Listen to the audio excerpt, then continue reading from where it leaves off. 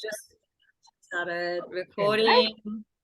Oh, it's a very official, the official voice that says recording in progress. Okay, your co-host. I'll let Okay. Hi, everyone. Thank you so much for having me, and thanks to Amanda for inviting me along. It turns out that we have a same but different background. So we've always worked in slightly odd and unusual environments where best practice is best practice molded to the context and the environment and the population. So nothing is ever textbook, nothing is ever, it's all evidence-based, but it's evidence-based and adapted to where and what we're actually doing. I love complex environments. I always say I grew up, and that's not quite right, but I was trained as a psychologist in the military. So I did my undergrad at university in Sydney, and then I joined the Army Reserve basically to get away from psychology, so I could have a job that was part-time and running around and outdoors and all sorts and get away from academia. And then eventually I finished my degree and I realized that I really liked the military. Well, at least I knew it a little bit, and I was a bit tired of studying pure academics and not dealing with people from a psych degree, which blew my mind. So I then transferred to full-time Army, where I did my postgrad or my internship at that time. And that gave me such a great grounding on the complexities, not just of trauma and not just of the military, but also on situation management. And we'll come to that later in the presentation. But it's psychology when you're facing an individual is really, really different than psychology when you're facing a situation and a context and what's going on outside of that. So that sort of led to my interest in weird, strange, unusual environments. I never really treated people in a clinic at all. It was always sort of a battlefield, or it was at a rifle range, or oh god bless, some of the deployment side of things were really strange things. But what it helped me understand was how people operate in these environments and the different needs that they have, and how what is best practice in a textbook doesn't always work in the real world. So often it does, but in order to make it really relevant and salient, it needs to be adapted. So that's sort of how this came about, and how a lot of my work since then has come about.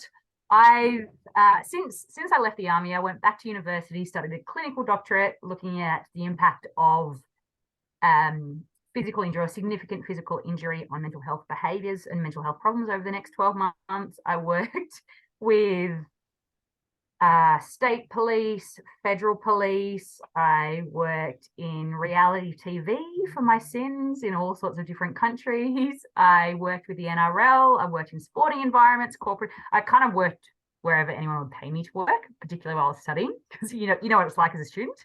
And the last few years have primarily been a mixture between I spent the last 2 years as the head psychologist of NRL, and working with Fire and Rescue New South Wales, because they're good eggs, and in the trauma side of things. That's my clinical specialty.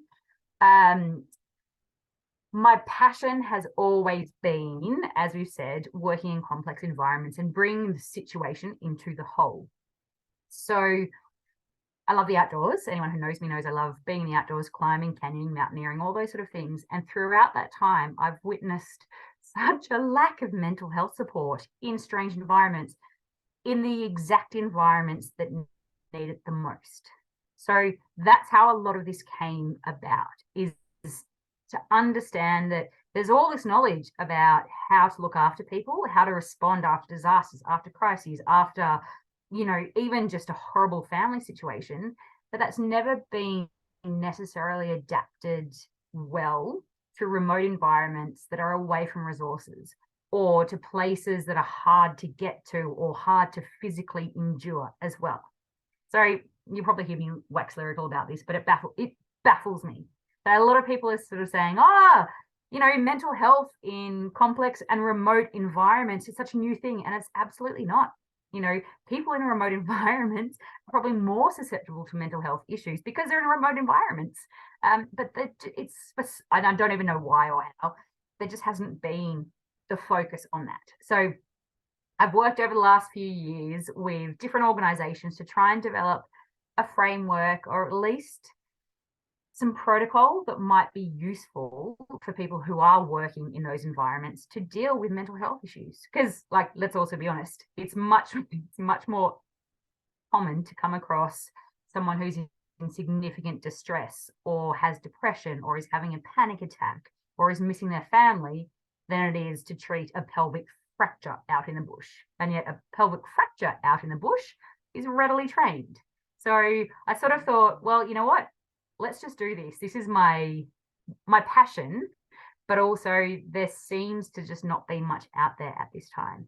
And then Amanda and I met, and I don't know much about the ocean. I was in the army, not the Navy, and I get seasick. So I'm relying on all of your experiences, collective experiences, to be able to harness and bring in this knowledge. And we can create something really, really rad. And I think that will be great because it's going to make a difference to so many people going forward. So that's my long-winded explanation and introduction, but thank you again for having me. And if anyone has any questions, I suppose this is the other thing. I can chatter away, but please, if you have any questions at any time, interrupt, shout out, do whatever makes you happy in terms of whether it's an emoticon or whether it's literally just turning off mute and shouting. I'm not very precious about any of that. And ask any questions. Ask them when they come up. I know a lot of people say ask them at the end, but no, ask them when they come up because we'll all have moved on by the end. So whenever they come up, we'll stop and we'll go through them. This is going to be, it's not going to be a long session. It's more about an introduction to psychological first aid. And then, as Amanda will say, in a little while, we'll run a very maritime specific one. This is to give you an understanding of what to do to take away and to be able to adapt.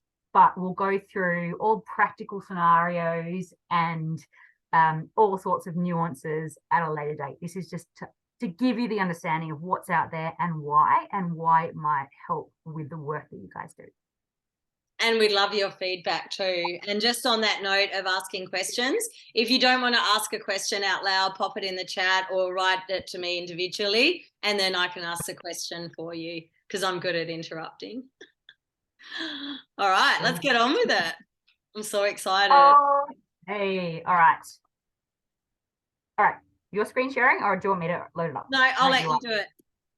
You let me do it? Okay, cool. I should also tell you, great psychologist, terrible at tech, terrible at anything to do with computers and all sorts. So please be patient and don't judge me too much. I am very terrible at all of this.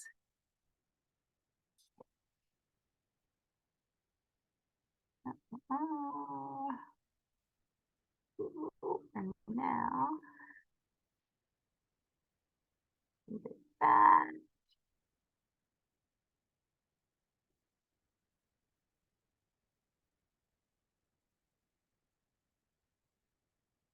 Now you are going to have to tell me when this comes up because I am one of those people that cannot actually tell when it does or when it doesn't. Yep, we've got it. It's on small. You just need to press start. From beginning? It'll go big. Yay, that's beautiful. Is that it? That's all right. Welcome. So I do completely recognize and appreciate that all the pictures that you'll see are land-based pictures.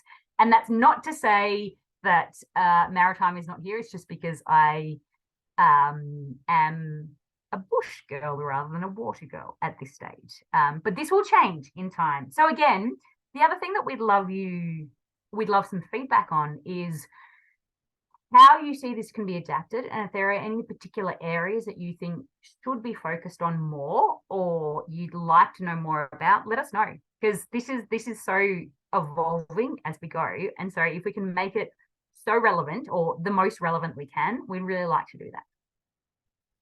All right, so yes, obviously, psychological first aid in remote, austere, and wilderness environments, otherwise known as raw environments. So this is my background that I've given you. I've worked with the military for many years. I've worked in a combination of clinical and performance and organizational environments in Australia, overseas. I love the outdoors. I love being in remote places. I love humanitarian work. I did a bunch of degrees, mainly because it was the best way to give me the freedom to do the work that I loved. So there's nothing about what I was aspiring to except to be able to freely do the projects that I love and to do work that I really feel might be beneficial from my biased opinion. So be aware that I am biased in this whole thing. So over the next hour, let's see, over the next hour and a bit, we're going to talk about the history of critical incident response. We're going to talk about what is psychological first aid and the principles of it, and the adaptation to remote, austere, and wilderness environments. Why, how, and the introduction to the ACE model. Some of you may have heard about this, many of you may not have. It was developed between myself and Survive First Aid, who are a wilderness first aid organisation in Australia. And they've been at the forefront of adapting psychological and mental health work to wilderness and remote environments in this country. And we'll talk a little bit later about what's going on in the US and other countries as well.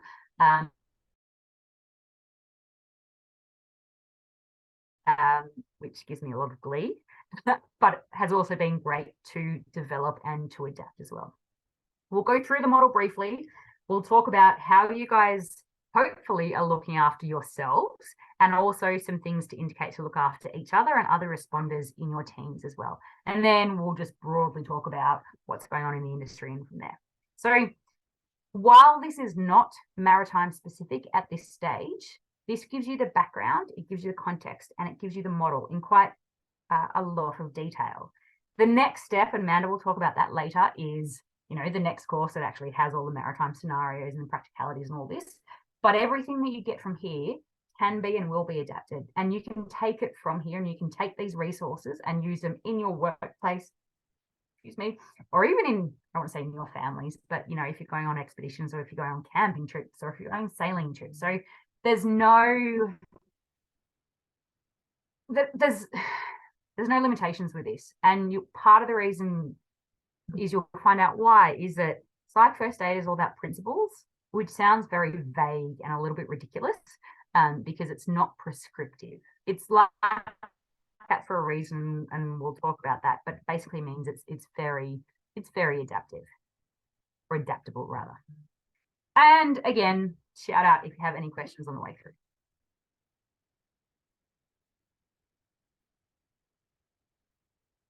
Okay. So, has anyone heard, you don't need to answer, you can just put your hand up. Has anyone heard of CISM or CISD? If you haven't, that's a really good thing, quite frankly. So in the late 1990s, there's a guy, well, actually, there's two authors, Mitchell and Everly, and they created a critical incident stress management protocol or response. And that basically, oh, no, my bad, jumping too far ahead, that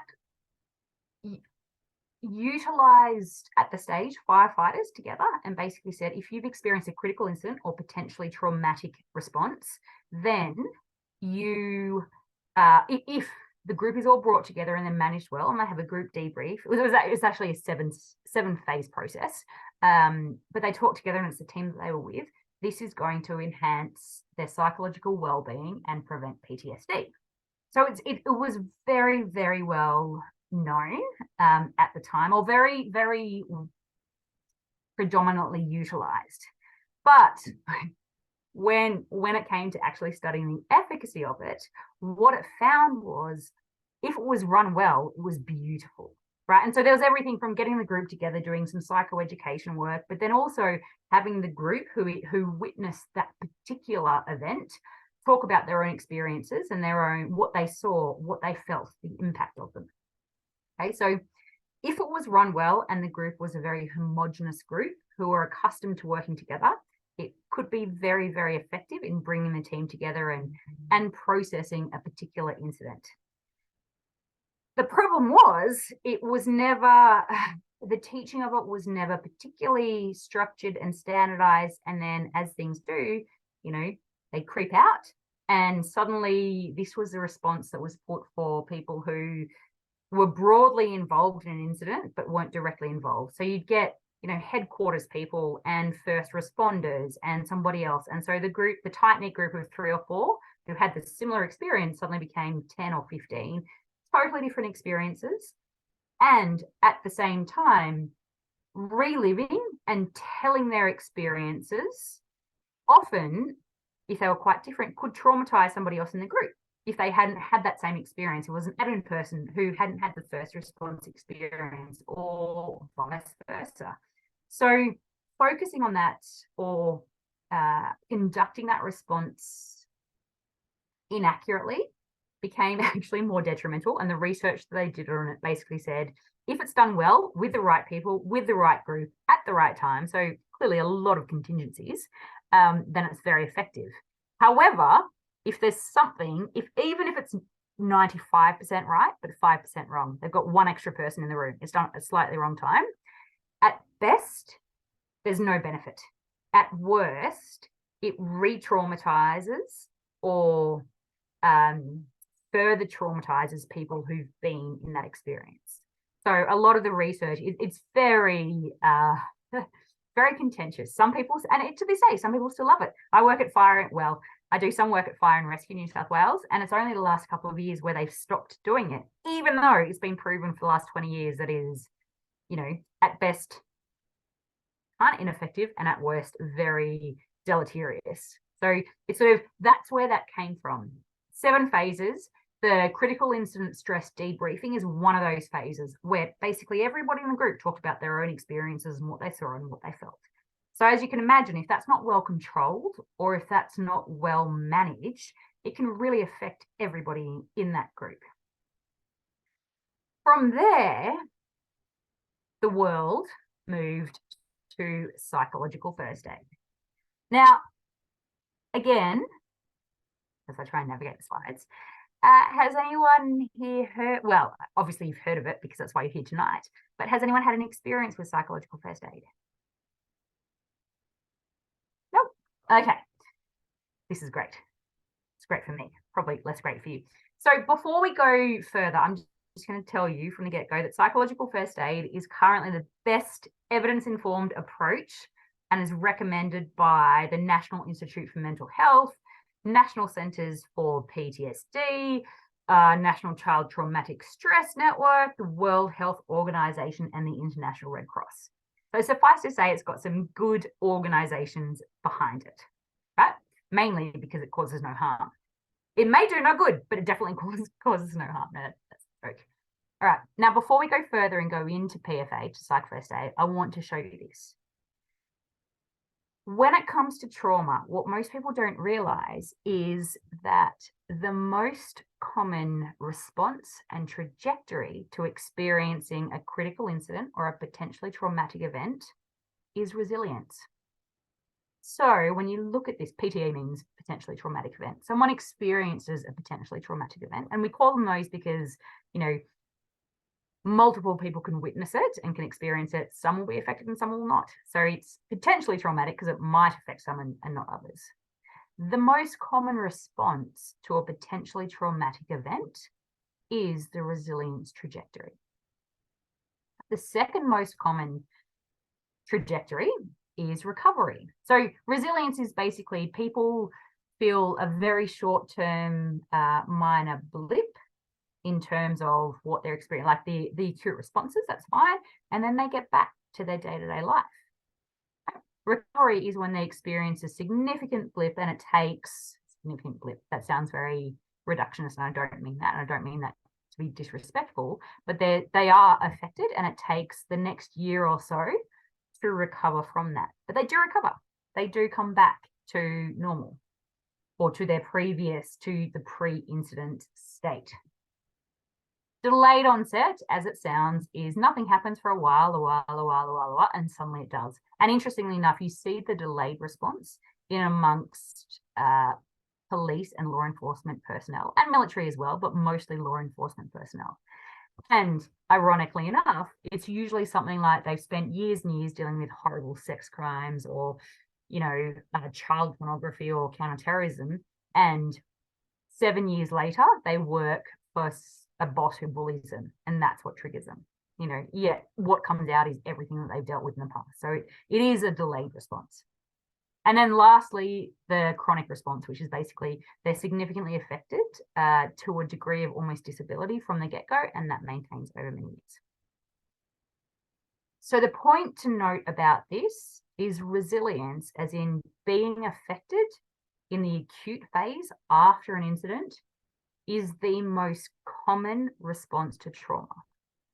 There's only about 5% of people per incident, or 5% of the population who experience a potentially traumatic event will go on to experience or to develop PTSD, which means that 95% of people who experience that event will not develop PTSD, despite what the media might have you say. So ultimately, we humans are an oddly resilient bunch.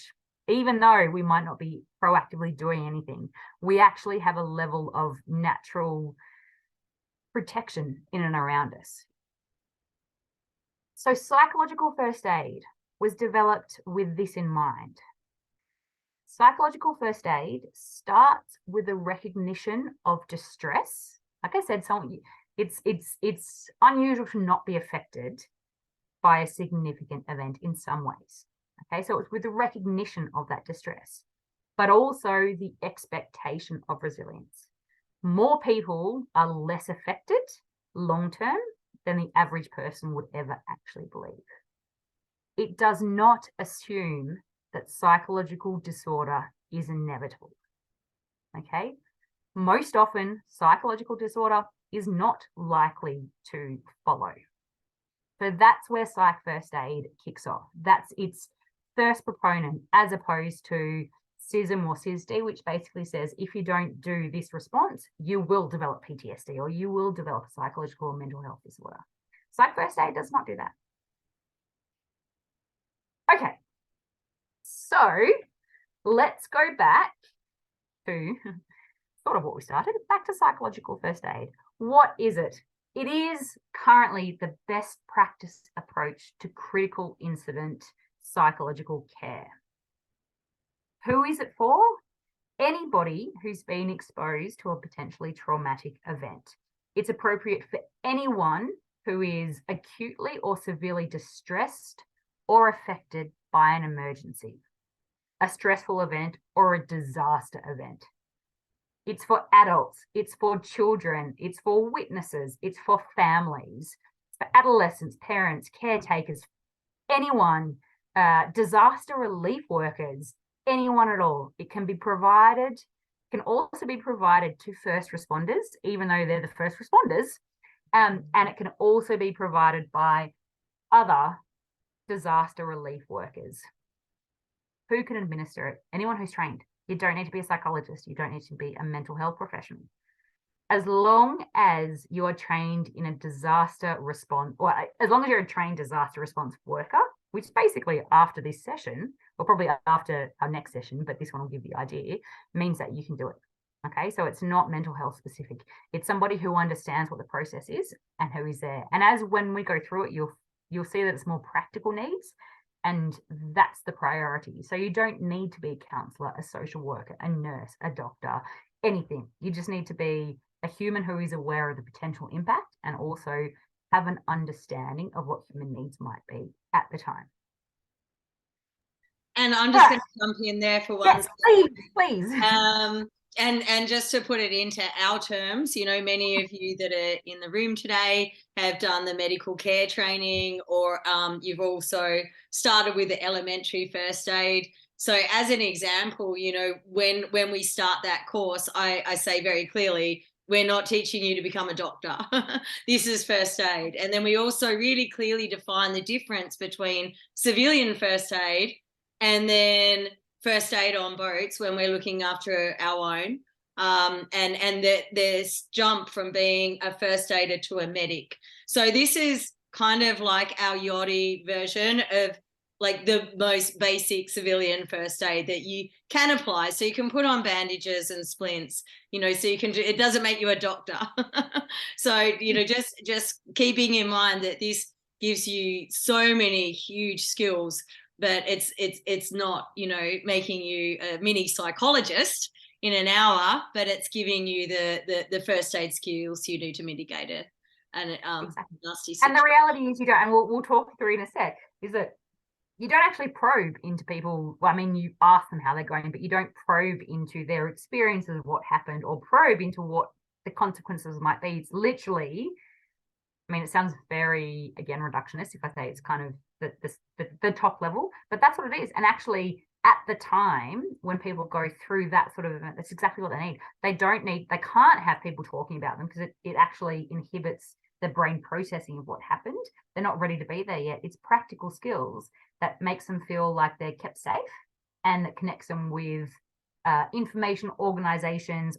It's very, very, it's more of the practical side and sitting with their emotions, but not delving into them. You don't need to delve into them. You don't need to solve anything at all. So it's really simple and it's really powerful. And to be honest, it's probably something that most of you do all the time, every day anyway. You just don't realize that you're doing it. So who can administer it? Pretty much anyone, as long as they have some knowledge of, how far to go and how far to rein back in. That you don't have to go into the deep, and you probably shouldn't go into the deep and meaningful unraveling of everything. That's not what any person in the acute phases of a disaster or a critical response needs. They don't need that. Not yet. Right there, they're in survival mode. They need you to help them stay in survival mode and get food, shelter, like really basic Maslow's hierarchy of needs, necessities. Okay. It is not, this is what I like. It is not, it's not many things. It is not clinical. It is not diagnostic. It is primarily focused on practical needs and is supportive and non-interventionalists. You're on their side. You're not trying to change anything or fix anything or mix anything up. You're the teammate, but one who has more resources than they do. It's a support process that's delivered, it is not, we're still on what it is not. It is not a support process that's only delivered by mental health professionals or by healthcare professionals. It's developed by anyone who happens to be trained in it and who's on the ground. It could be disaster specialists. It could be a mate. It could be a boss. It could be literally anybody. Okay, as long as you have an understanding of kind of the parameters, and that's it. So it's not a specialist field remotely. It's not an investigation into what happened. It's not asking people to describe their experiences in detail, unless, of course, they want to. People never, I think one thing to say, and this is a bit out of order, but people will talk when they're ready to talk. If they talk to you, they're ready to talk, just listen to them. You don't need to delve into it too much. They just need to talk. If they're not ready to talk, or if, they don't want to, don't push them, all right? The best thing, people will only talk when they're ready, or people will only talk effectively when they're ready, okay? And same goes for you guys. If you ever go through anything, don't talk to somebody about it, obviously apart from, the mandatory things that you need to report, unless you're ready and unless it's with somebody that you trust, okay? It's not going to help you. It's not going to help them. It's not going to help anybody unless you feel like talking and unless you feel safe with the person that you're talking to. Same goes for everybody else that you're looking after. It is not stress counseling or debriefing. It does not involve probing into their deep emotional states and their memories and their triggers and everything. It is not compulsory, and some cases may not be necessary at all. Okay, some cases it will, depending on the organization that you're in. And the biggest thing to remember or to note is it's not mental health first aid.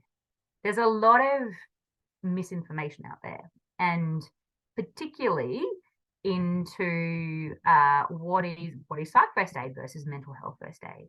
And I know that in the US in particular, there's a lot of work that actually is about mental health first aid, but is erroneously labeled as psychological first aid. Psych first aid is critical incident, disaster, trauma response.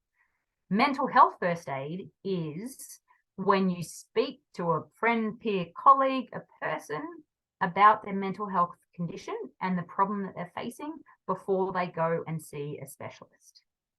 Okay, so long-term responders, you can provide both to. You can provide, if they're search and rescue responders, for example, there might be some psychological first aid, but if nothing acute has happened, it might be, hey, I'm really worried about you because over the last 12 months, you've been doing this and this and this. That's mental health first aid. Psychological first aid is, right, talk to me about, well, not not talking about the emotional impact, but you just experienced this significant rescue.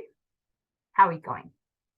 So psychological first aid is critical incident and acute trauma related. Mental health first aid is longer term, and talking to somebody informally before they go and see a mental health professional.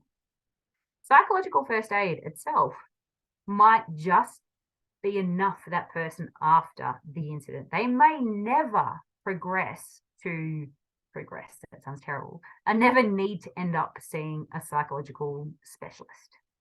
Okay. Before we go, sorry, I'll just come back to you. Does anyone have any questions about any of that? Amanda, do you have anything you want to jump in and say or contextualize for me? No, so far it's totally on point, and I think we're really good. They're great definitions. And I'm just check the chat. We're all good for questions, so let's keep rolling. Awesome. All right. Cool, sounds good. And again, anyone jump in if you have questions or if things aren't clear, or if you have an opposing opinion. I'm very open to hearing other people's opinions and experiences as well. So there's nothing you need to be concerned about not asking here. Unless you tell me that cats are nicer than dogs, because then you may never come back from it ever whatsoever. All right, so where does psychological first aid fit in with psychological care? Now, this is, again, we're getting to kind of the clunky academic background stuff. Psychological first aid, as you can see, so it's Maslow's hierarchy. So you've got survival, shelter, security, comforting, being kind, providing information about what's happened or where other safe spaces are, or where the family members might be if it's because of a disaster zone and people have been sent to different evacuation centers. It's allowing someone or ensuring that they have a place to sleep and, and some food. And that doesn't necessarily mean in their family home. It might often be in an evacuation shelter or, a safe space while the rest of the disaster response work is continuing on. It's trying to reconnect them with their family if they can, depending on obviously the situation, goal orientation and actions by those affected. So that's more at the very basic level. It's just getting back together and being safe and linking to support networks. So again, that might be, these are the Red Cross resources. These are the evacuation centers. This is where you can go to find out information about where people have been moved to, so we can try and find your family. Or it might be, all right, you're going through everything that's particularly correct and standard and expected in this situation. In a couple of weeks' time, check in with these people. These are some really great resources in the area where you live, or when you redock, or when you get back home, that can provide you some follow-up support or care, or just check in and see how you're going. Okay, so it's a really sort of basic practical side of things. All right, and then obviously the information that you get from psych first aid can lead to, with particularly highly distressed people, can lead to a triage system, which you're probably very accustomed to anyway. You're looking at, in terms of psych, you're looking at the level of excess arousal, you're looking at their behavioral risk, their cognitive problems, what's changed in their psychiatric function, any other physical injuries and any other risk factors. And from there, depending on the time frame, that can lead you towards having a comprehensive mental health assessment. That usually won't occur in the acute stages after a disaster, but it will allow an overall picture as to what happens. We sort of talk about level 1, level 2, and level 3 psychological care. I don't know if anyone ever really adheres to it, but level 1 is the acute aftermath. So it's what is needed. It's the psych first aid side of things. It's the immediate aftermath of a disaster or a crisis or a situation. And again, oh gosh, I could tell you some stories about some of the wild and crazy disasters, not even disasters, but situations here that count as critical incidents. And it's whether, someone's been squashed by an industrial fridge that happened to have fallen, or they witness someone commit suicide or things. So it's not all national disasters. It's not all weather related. It's not all suicide. It's, it's things that anyone might be affected by. and create a trauma response. All right. And so anyway, level 1 is psych first aid in the immediate aftermath. Level 2 is kind of skills for psych recovery, which occurs in the kind of weeks and months following. And that's really just kind of checking in with people. It's healthcare, it's all your primary coping mechanisms, all that sort of stuff. And then level 3 is, when you go down mental health assessment intervention, mental health surgical assessment intervention, all of those sort of things. It's basically after about a month following the disaster, that's when if symptoms in the situation hasn't changed and hasn't decreased, then that's when a comprehensive mental health assessment has to occur. PTSD can only be diagnosed after 4 weeks. So there's a whole bunch of issues in and around the diagnosis of PTSD and DSM-5 and ICD-10 and 11, all sorts. But at this stage, why they say 4 weeks is because, and we'll talk about this again a bit later, the brain takes about that long to adjust and assimilate and process what's going on. The first 4 weeks, or the first kind of 3-ish, and by 3 to 4, it should be reducing. The first few weeks, your brain has this amazing capability to try and process what's going on and to adjust to it. So it's a little bit like it feels like a washing machine, like there's chaos going on, and you walk to the fridge and you can't remember what you're there for, and you've lost things over here and over here. What your brain's doing is trying to focus on the important stuff. What's going on is a little bit like digestion in your stomach. The situation is the food, and the digestion takes time to get through and process and go out. So the 4 weeks after that happens, the brain is kind of digesting what's going on, is trying to work out what a person experienced, where does that sit within their framework of beliefs, of their worldviews, of what they've seen before, of the safety of the world, of all these different things. So the first few weeks, it's completely safe and normal and actually really healthy to be experiencing a whole lot of wild and chaotic symptoms. And we'll talk about this again a little bit later, but that can be anything from not sleeping to not eating to sleeping all the time to eating all the time to not being able to remember things and all sorts. But all of that within the first few weeks is normal and is in fact healthy, because it suggests that the brain is trying to work through things. It's the brain's focus at that stage is not on normal functions. It's trying to make sense of things. So, it's the last thing that it actually cares about or has energy for is where you left your keys or what was on the menu for dinner tonight. So all of those kind of things, even though you think you might be losing your mind, you're really not. Your brain's just focused on trying to recalibrate and sift through what's happened. Okay, so again, that's why we say, and the brain does that really, really well.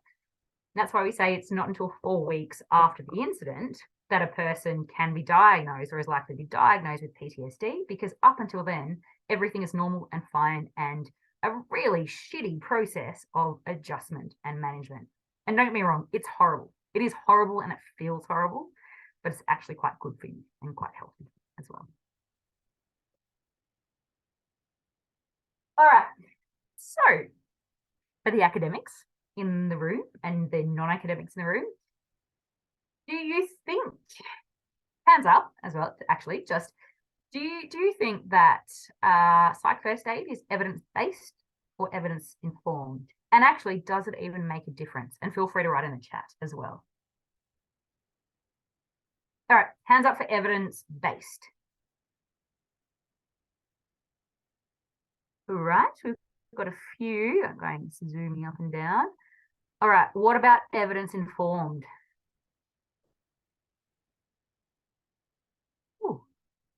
All right.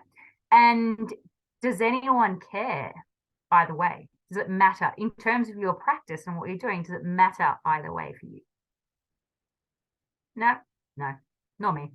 So, and this is a really academic, I don't want to say an academic pitfall, but this is where a lot of academics get very taught about this. Taught as in tight. So mostly best practice in psychological care comes from RCTs and a bunch of different studies and all sorts, and it has to be evidence-based, right? That's what, if you don't have it purely evidence-based, you're a bad egg, really. not quite that, but that's it. But in terms of psych first aid, it can only ever be at this stage evidence informed, right? So for most people who actually use psych first aid because it's a practical tool, they don't give two hoots about this question at all. But for academics, sometimes they do. The reason it's only evidence informed is complete common sense. You can't run a randomized controlled trial in the middle of a natural disaster. The chaos, the different people, the nature of the disaster would actually make it unethical anyway. But there's too much to go on. So it can never kind of meet that level of, that standard of evidence-based, because in order to run the trial itself, you would be hurting and inhibiting and basically stopping people getting the right care. So it is at this stage evidence informed, but that does not mean that it's incorrect or that the research isn't there. It just means that trying to study a very chaotic disaster situation and human emotions and different cultures and reactivity and a bunch of different organizations is just not realistic. So evidence informed with this is as good as we can actually get.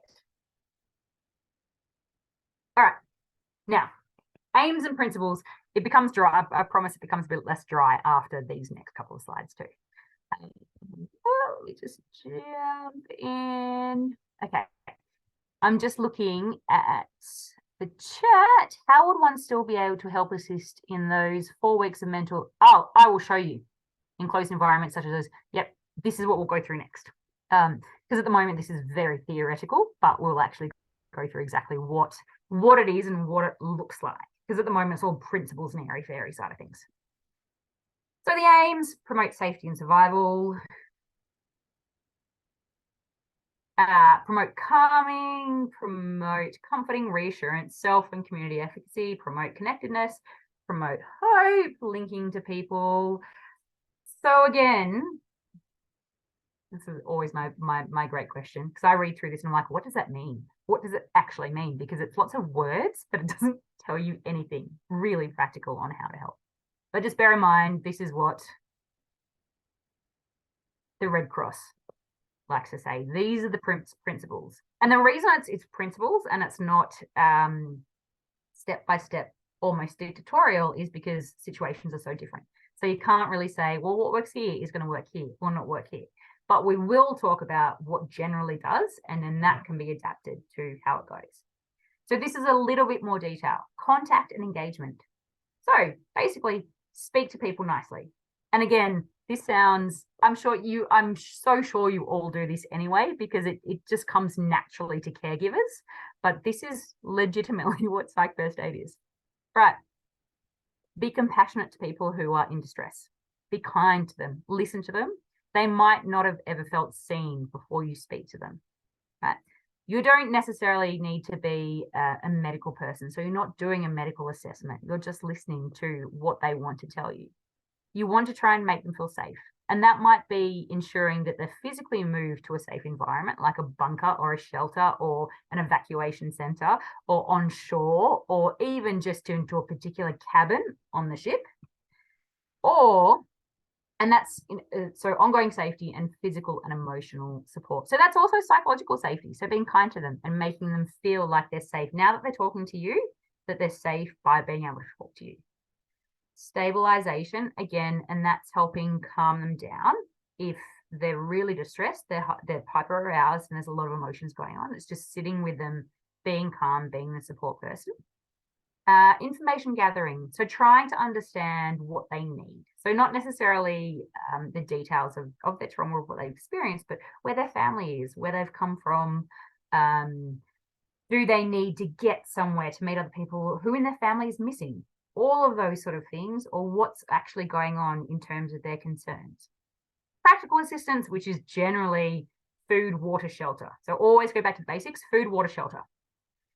Connection with social supports, that's either their family or that might be friends, community. It might be you connecting them, if you're on a ship or on a yacht, you connecting them with someone from back home, their partner, or even just a friend or even a former colleague. So they've got a familiar person that they can I want to say anchor to, but then I feel like I'm using a very terrible maritime phrase that's inaccurate. So I learned that, but you know what I'm trying to say.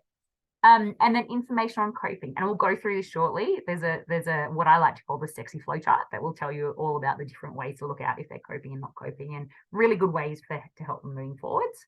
But again, it's kind of helping them understand what's normal in the first 4 weeks, and that their world and their brain and their mind and their emotions are going to be chaotic and upside down and back to front, and that's okay. That's really normal.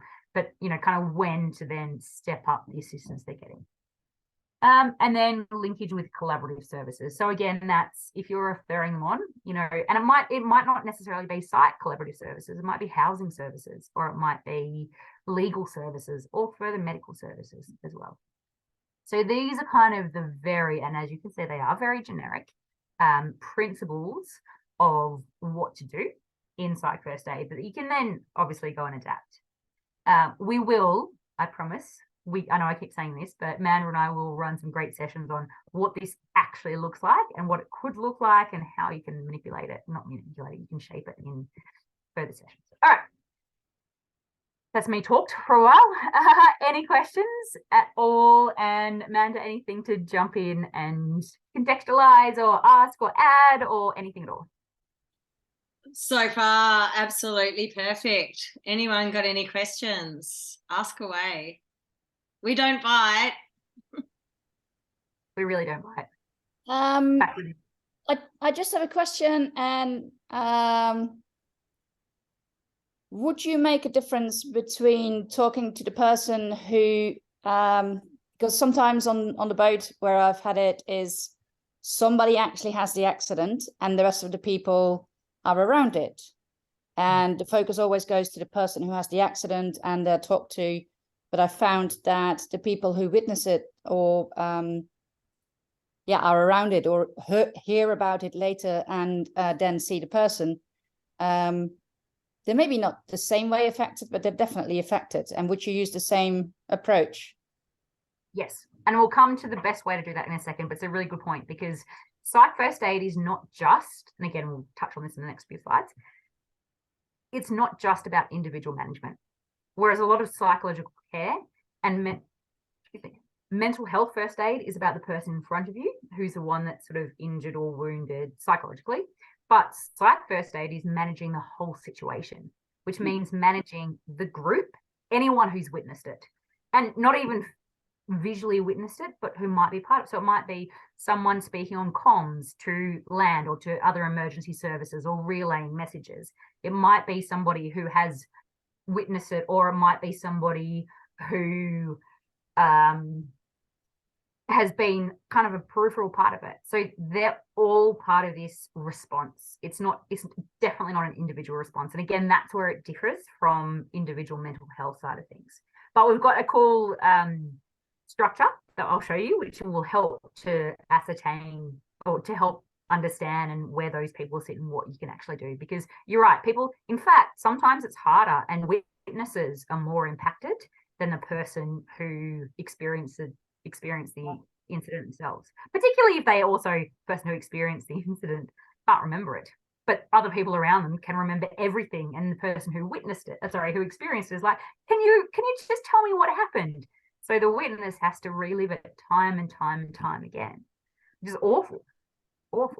I'd like to pop in there as well and say something that I find in my trainings is when we're reenacting, accidents, or we accidentally reenact an accident, can also bring up emotions and feelings and memories that people have managed to shove down or not realize were affecting them. And even in something like, counseled many crew members who have witnessed a man overboard and then don't think about it for years, then practice a man overboard with just a fender in the water. And all of a sudden, the Jacob's cradle goes down, the fender comes up, and all these things come up for them. But as Kate's showing us, it's years after the event. So, keeping that in mind, that sometimes it's not actually at the scene of the crime. It can come with, even a discussion. I've definitely, unfortunately, made people faint, within the first hour of my courses by just discussing injuries that can happen at sea, and it scares them, or it brings back memories, or it brings back fears, and so that's when it's needed too. Yeah, absolutely. All right, any more questions before we kick on? Nope. All right, so this is kind of shorter and sharper, this end, and the more practical side of things. So you had a lot of theory and a psychological theory. All right, what did we do to adapt psych first aid to remote, austere, and wilderness environments? Why did we do this? So I worked with Survive First Aid, who are an amazing wilderness first aid organisation in Australia, who basically were the first in Australia to stand up and say, hold on, we teach how to deal with fractures, we teach how to deal with back breaks and neck breaks and pelvic breaks, but what most people see is distress, mental health issues, or situational emotional issues, and that's never taught. So what can we do? And so I got my gleeful little fingers together and I went, yes, this is great. I love doing this sort of stuff. And so we combined forces and we did it because there's a need. And you guys are all here because you know that there's a real need, you know, both in the maritime environment, in the bush environment, in kind of urban environments as well, if we're completely honest. Psychological stress, mental illness happens everywhere, you know, and often happens more away from high resource environments than it does in close proximity to. So responders, as we know, are typically quite apprehensive about treating mental health and psych issues, not because of an antithesis towards it, but rather because they either don't know or they're not trained and they don't want to make things worse. So it's sort of a kind of, I don't know what to do, but if I do the wrong thing, we're very bad. The truth is that's not the case, to be honest. Most people, any bit of love and care is going to be better than nothing. But again, there is that trepidation, and without any good training or frameworks, then that's not going to get any more comfortable for anyone. So we just thought, let's put this together. It sort of makes sense. And as we know, mental health prevalence is becoming more identified in society. Good question there, which is mental health becoming more prevalent, or is the identification becoming more prevalent? That's not a question for us tonight, but you know, that's sort of there in the background. What we do know is that there are a number of both the openness towards it and the support systems around mental health is becoming more and more salient these days. So, you know, the least we can do is put some good stuff in for the environments that we work in. How did we develop this next model? We smushed, which is my technical word. We looked at the current literature on critical incident management in terms of the psych world. We looked at the current literature on mental health and mental health first aid. We looked at all the best practices. Then we mapped them onto outdoor risk assessments, environmental assessments, and we tried to create a continuum model that, as you know, with anything to do with mental health, while the DSM-5 has great categories and it's black and white, we also know that a little bit of horseshit because mental health is never black and white. So we try and user-friendly and doesn't have to be detail specific because that's also unfriendly in this situation. So it's more of just a, you know, and you'll see this as well, and this is exactly how we do it. Are they on the traffic light scale? Are they closer to red, which is the dangerous side, or are they closer to green? And we've got some parameters in and around that. What is the aim? It's exactly the same as physical first aid, but it's obviously the emotional side of things to keep the patient physically and emotionally safe, either until further help arrives, more specific help arrives, or the patient is evacuated. Again, same as physical first aid. But this is a big difference from most psych work. The primary focus is on situational management, not individual management.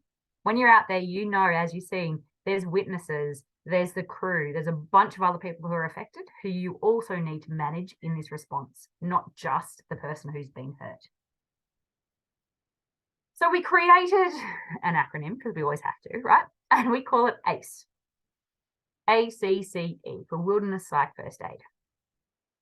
Assess, communicate, calm, and evaluate in order to evacuate. Be aware of this bottom one down here. If anything is very bad, evacuate immediately. If there's anything to do with suicide, evacuate immediately. Okay, you're never going to be able to manage that. Or you shouldn't have to manage that on the ship, on site, on the yacht. Okay, any allusions to suicide, take them seriously. Even if you know that they're just saying it or they're drunk or whatever, but take them seriously. You know, it's in everyone's best interest to do that. It's better to be over conservative than to have, you know, you weren't sure what was actually going on. So this model is adaptable to almost any remote or wilderness environment, regardless of the length of time or the distance. And it's not, you don't have to do all the steps or be prescriptive. It's a guideline, but it's a very useful guideline. Again, situational management, not individual management, evidence-informed research rather than evidence-based research, but it's all from critical incident and really top-notch critical incident, up-to-date critical incident research and psych presentations. Remember again, the aim is to keep the patient calm and safe until either help arrives or they get evacuated or they're good to continue. So similar to physical first aid. Now, has anyone seen this before, the mental health continuum? Yeah, okay, good. So we mapped it onto this because one, it's great, and two, it's well known and it's easy to understand. So this is the general mental health continuum. You've kind of got healthy and then reacting, which is, you know, yellow to orange, and then you've got ill or unwell in the red. Similar thing, you know, traffic light system, things are all good in the green zone. Keep an eye out and monitor in the yellow orange zone, and when things are in the red zone, things aren't going well and they probably won't go away by themselves without actual intervention or help. So we mapped on our model to this, right? So you'll see green to yellow to orange to red. There are 3 parts of the assessment of A. So remember, A is assessment, and then CCE. Assessment is individual, environment, and group. So individual, what happened? All right, is the person's behavior consistent with the MVET? If they fell off a cliff or if they fell overboard and then they're pulled out, are they aware and coherent? Or do they have poor situational awareness, no memory? What's going on? And you know, again, this is not diagnostic. So when you're chatting to them, this is you as a responder, your perception of them and where they're at. Do a circle around it. Okay. And you might, and this is often the case, you'll do a circle that's kind of in the yellowy to orange and it might cross two boxes. That's okay. Again, this is the general presentation of your perception of how they are. How does that patient appear to be feeling? Are they fine? Are they calm, composed? Are they frozen? Are they angry, agitated? Again, put a circle around it. That's it. And how do you as a responder rate the patient's level of distress? Is it appropriate for what they've just been through? Or is it very disproportionate? Is it really elevated and they can't do anything? Amanda, do you want to jump in here with anything, or do you want me to just keep going? No, keep going because it's on point. I don't think we need to this is perfect.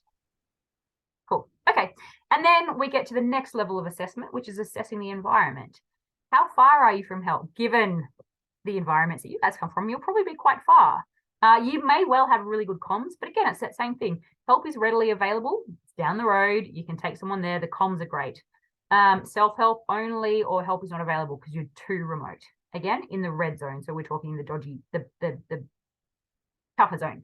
And what resources do you have? Do you have shelter? Do you have access to comms? Do you have access to vehicles? Is there an emergency plan? Again, all the way up until there's no shelter. You're basically completely alone. You're stranded. You're in the water. You're in a lifeboat. What's going on there? And again, that's red. Then what are the conditions like? And this is, again, is likely to be one of the things that we shape for the maritime environment. Is the terrain safe and easy, rough, unknown? And already it can be maritime specific, but and is it dangerous? But just put this into water as opposed to mountains or bush. What's the weather like? Exactly the same. Is it calm or is it extreme? Is it morning, which means you've got all of daylight ahead of you, or is it nighttime?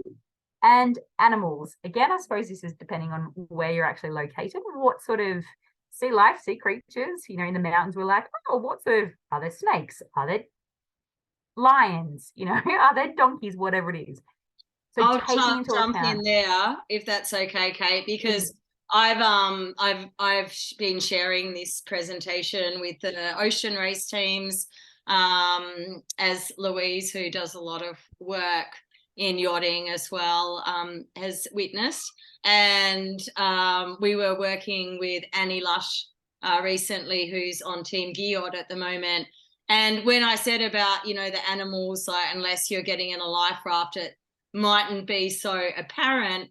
And as you know, then we started talking about the ships running aground. And when we look at, like, I know you're not all ocean race sailors, but as an example, when Vespa ran aground in South Africa, you know, with one of the world's best navigators, one of the scariest things that a lot of people don't know about was not only were they on a reef that was getting hammered with waves, but it was in shark infested waters, and it was going on dusk.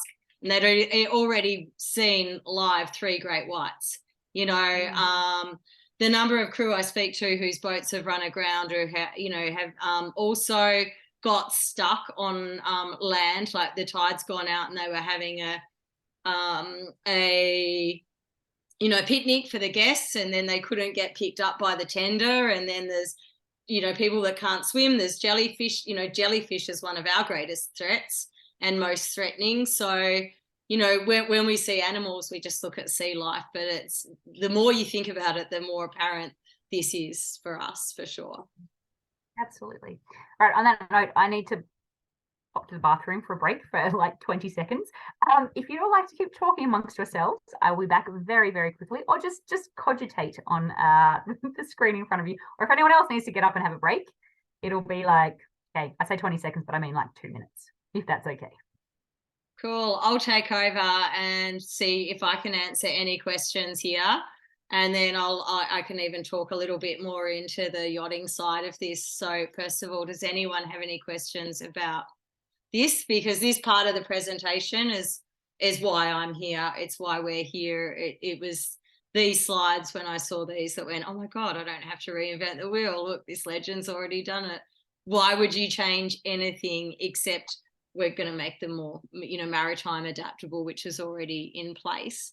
First of all, any questions or feedback on what we're presenting today?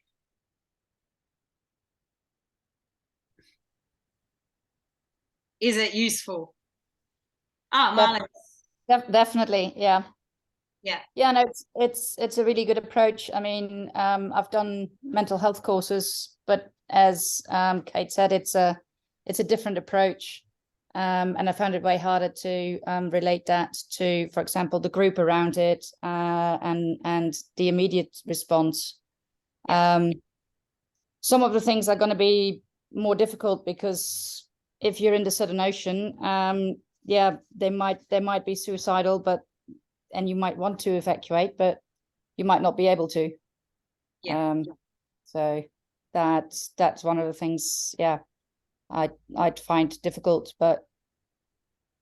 And I think this was my, you know how you have those aha moments in life. This was a big aha moment for me, because working in telemedicine, you know, and representing, in my opinion, one of the best maritime companies in the world that perform that, and understanding what goes on behind the scenes.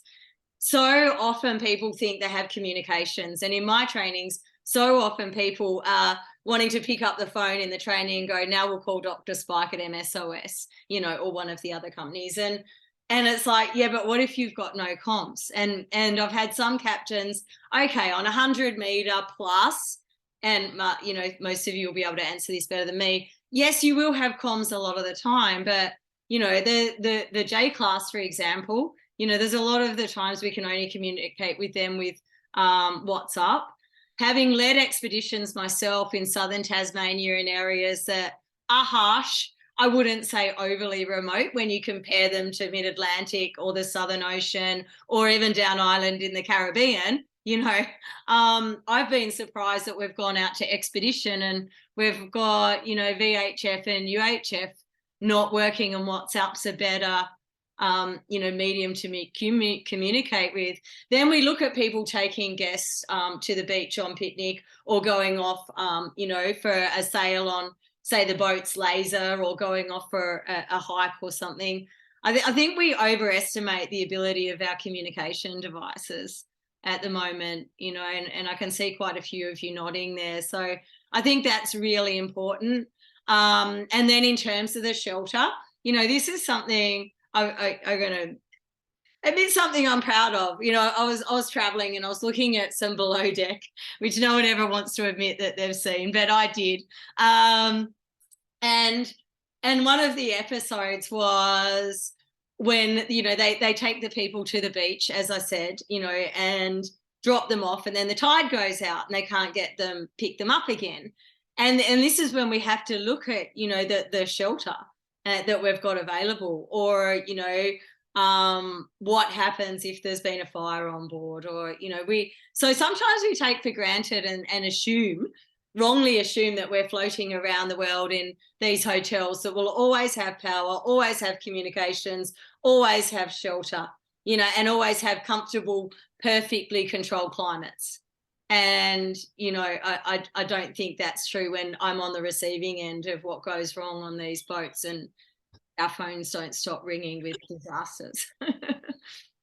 Yeah, well, even if you are still floating,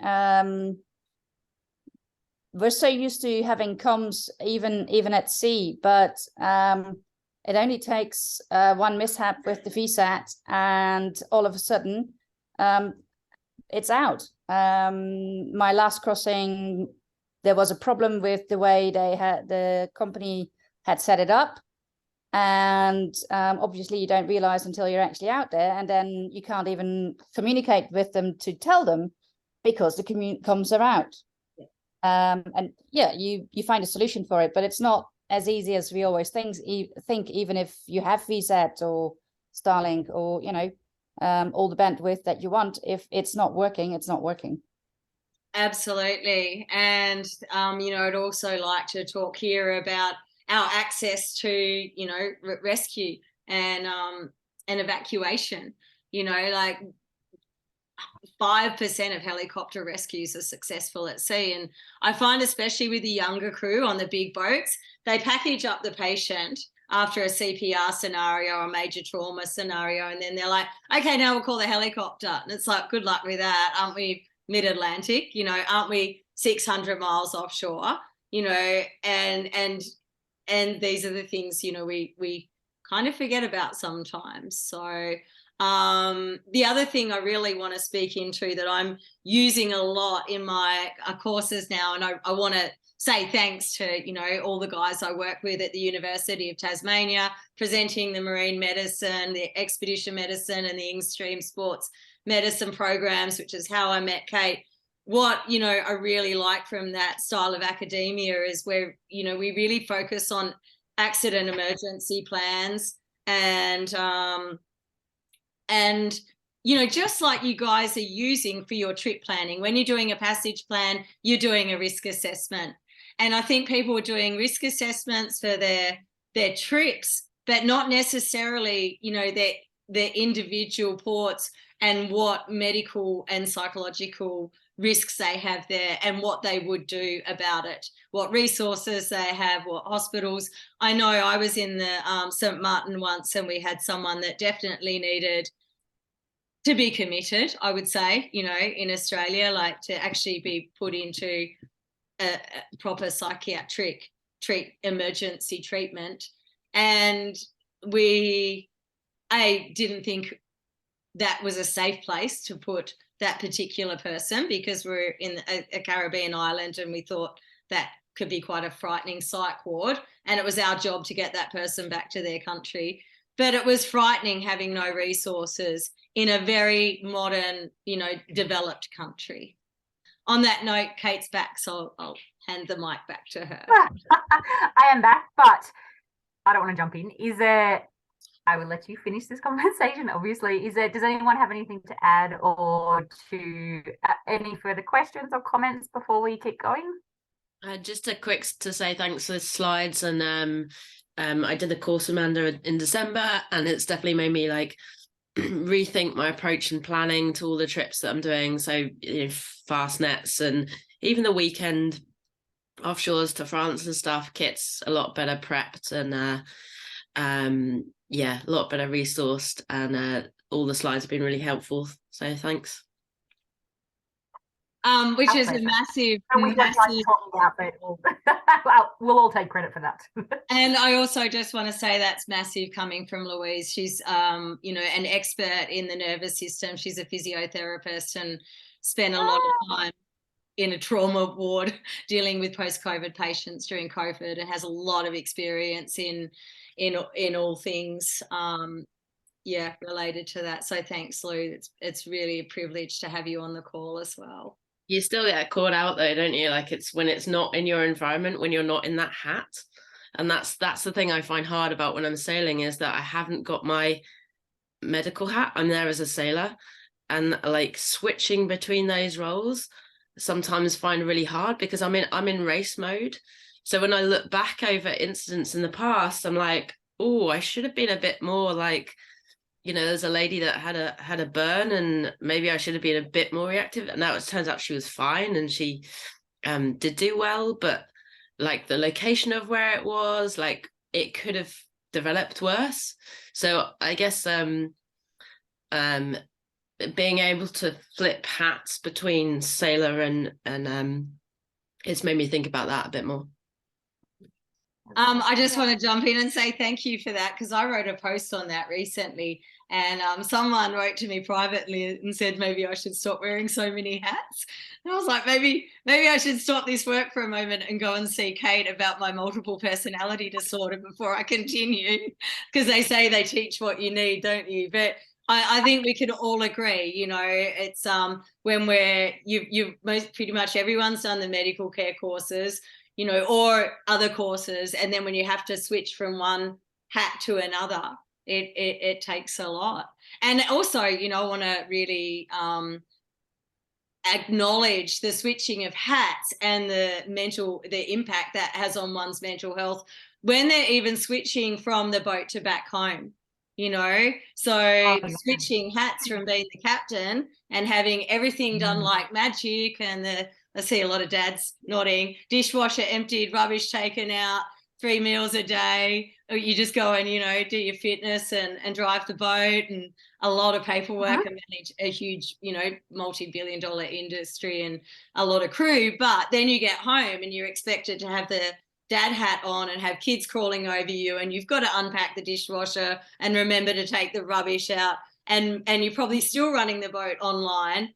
And there's, you know, a lot going on there, trying to jump between those two roles as well, and then readjusting to home life that, as we all know, you just start settling in and getting the kids remember who you are, and wife's found a way to fit you into the whole routine, and off you go again, you know. And that's very, you know, that has a massive impact on us all over a long time when we're switching back and forth. Absolutely. That, and we see that with soldiers and with athletes and things as well. And it's honestly, it sounds terrible, but most military members that I know, and I mean this with love and respect, is their life overseas when deployed, although harder in so many ways, it's so much simpler. And then coming home, and it's not just the adjustment. Coming home is one thing, because adjustment is always just horrible and rubbish and everything. But then it is, because like you say, all the different roles, it's not just, you know, you're a professional and you're doing this, and the people around you are part of your team or part of your crew, and you can have this focus. It's dad duties, husband duties, mum duties, all these other sort of things, as well as your job, as well as trying to forecast things. And it's so much to take on, as well as trying to just process the last trip, you know, where you've been, what you've been through, and how that is, and taking your time to deal with that, which, to be honest, is almost like a grief process, you know, when you come back. And even though you're coming back to people that you love and a world that you love, there is still a grief and adjustment process to coming back home, which people don't want to talk about, because that sounds horrible, because you don't want to say, I'm grieving the loss of my job and it's hard coming back to my family. But the truth is, it is. Because you have this, yeah. I'm still grieving someone doing my washing and shopping on someone else's credit card. It's exactly right. It's exactly right. But it's so complex. It's so complex. And even the rhythms throughout the time you're away. You know, there's this really great thing that I like. Well, I don't like to call it, but it's called the third quarter phenomenon. And it's sort of at the third quarter of every trip you're on. And it might be an expedition. It might be a sailing trip. It might be a yachting trip. It might be when you're at sea. It might be a military deployment. It might be a ridiculous reality TV show, whatever it is, a big time away.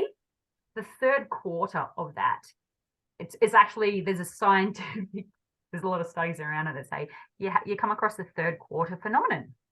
And basically, I like to call it the swamp, right? So you've got through the first half, and then the second half is there. You've made it through the first half, basically, because you're still excited about being there. You hit the kind of halfway and then the sludge. And then the third quarter, so halfway to 3/4, is just this morass of muddy quicksand that you don't think will ever end, right? And so most people get really depressed and really sad, or just, I mean, maybe not really sad and really depressed, but just hit this, like, the doldrums for that entire time. Because then the last quarter, you're somewhere between looking forward to going home, and then, you know what it's like, often you're looking forward to going home, and it's one of those ridiculous things where, like, all I want to do is go home, and then you get home and you're like, all I want to do is go back to where I was, and none of it makes sense. Like, my brain as a human is just, none of this is making sense. Marliese, you have your hand up, but let me have a look. Yeah, it's Are just you funny saying funny to learn that there's actually an official term for what I used to call when I was doing some of my crossings on sailboats, and it would be smaller sailboats, so it would generally be 15 to 18 days, and around day 10, 11, I'd get what I would call my 10-day blues. And I'd be on the boat, and I mean, I love being at sea and I love doing crossings, but I'd have 1 or 2 days where I was like, what the heck am I doing here? I don't want to be here. I want to be on a sofa in front of my TV. I want to have nice food. I want to walk. I want to, you know, do another sports than just sailing. What am I doing here? All the crew are shit. The nasty people. I don't want to be here. That would take about 24 hours to 36 hours, and I'd be like, oh, it's really nice out here. That's right. I never knew that was an official thing. Third quarter phenomenon. Yeah, literally is. If you Google, but if you go on, or if you actually look at the academic journals as well as Google Scholar, you will find it. And they've done so many studies across so many environments. And even what's so cool is that it's like, yes, we've, you know what academic studies are like this is great in an academic controlled world, but then you speak to people in all different walks of life and different expeditions, and you're like, this is legitimately real, very, very real. And it's always the same thing. It's always in that third quarter. So it's you're just like, wow, humans, weird. And they lose. This is sounding very familiar.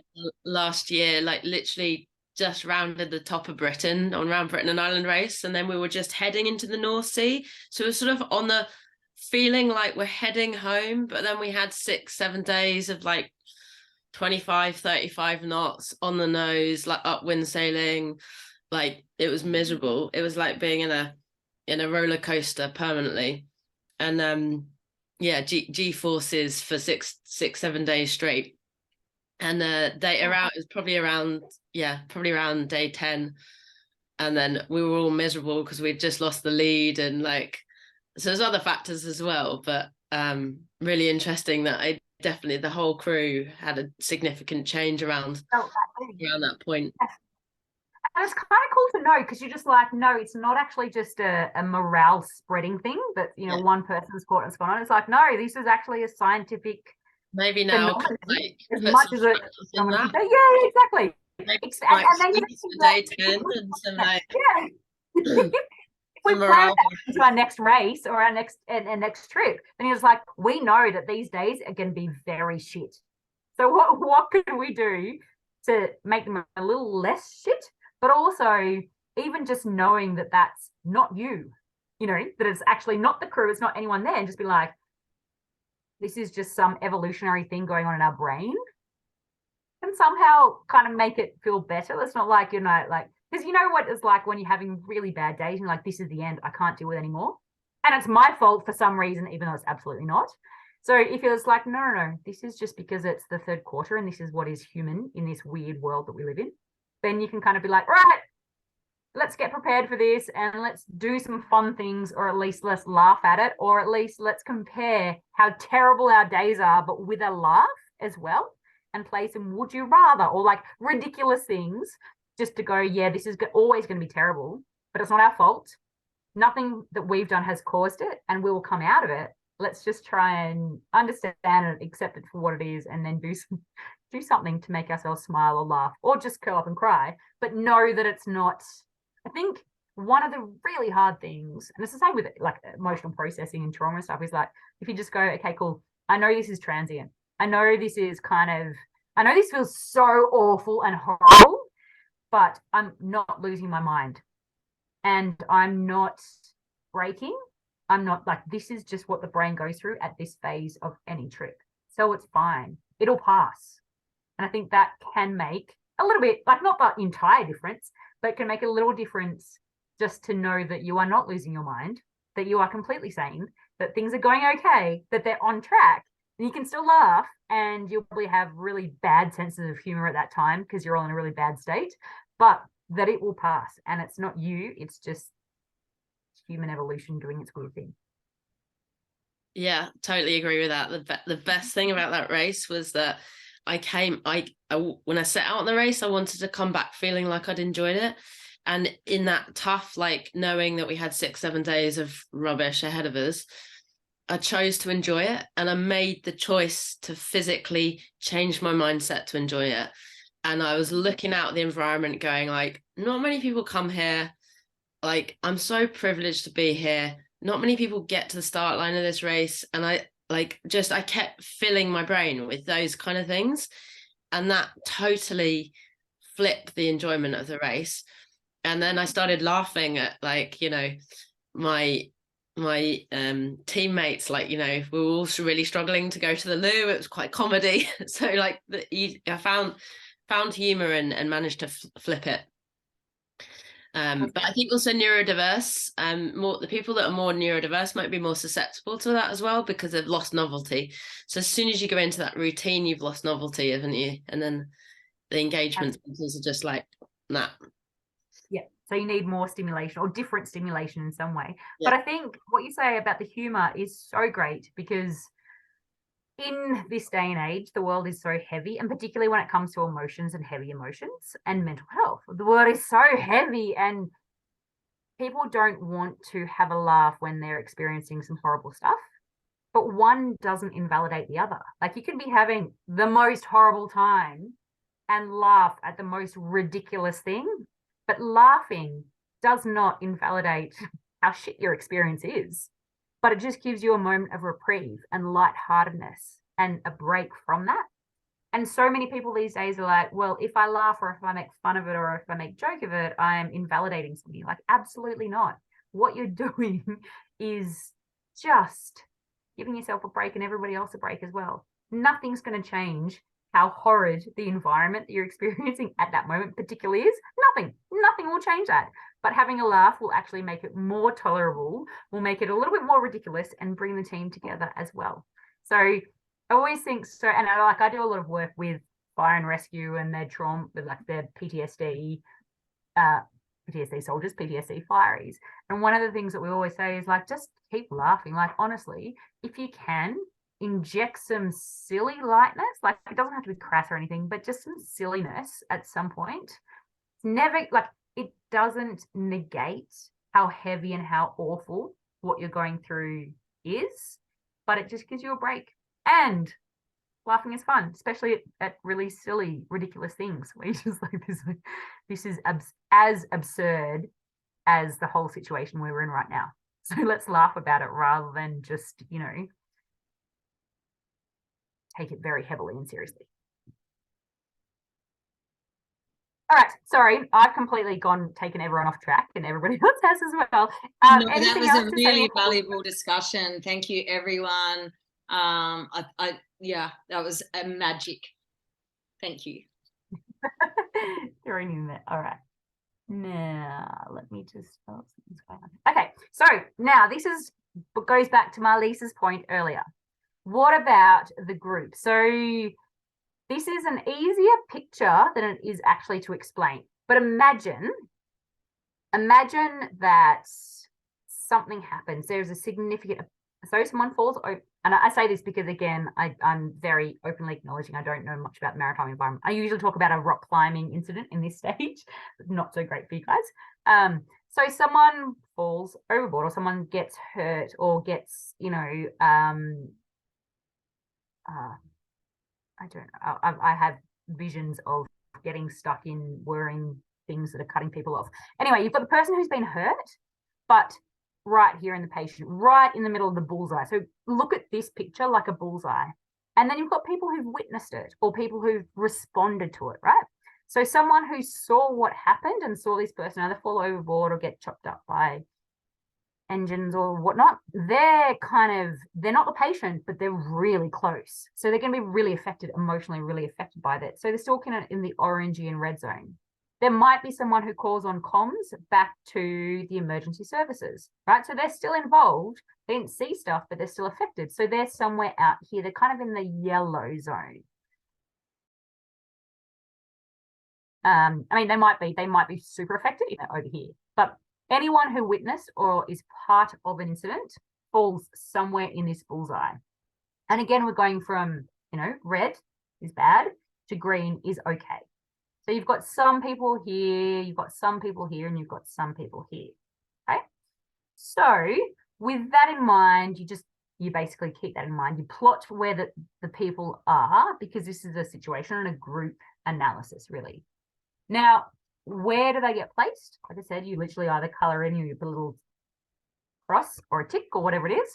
And what requirements do they have now? Now, this could be if they witness something, or if, they didn't fall overboard, but there's a rescue boat, but they need shelter, or they themselves went to the rescue and they got injured, so they need some injury as well. So you've basically got, so this is a patient right here, the main one, but if a person who, over here, they called comms, but they jumped in the water to help someone get out, and then something happened to them in the water, they're no longer green because they called comms, they're somewhere way back here because they're also affected, right? They're so somewhere back to the red. So it's kind of a combination of what did they see, what did they do, and now after you combine what they saw and what they did, how affected are they?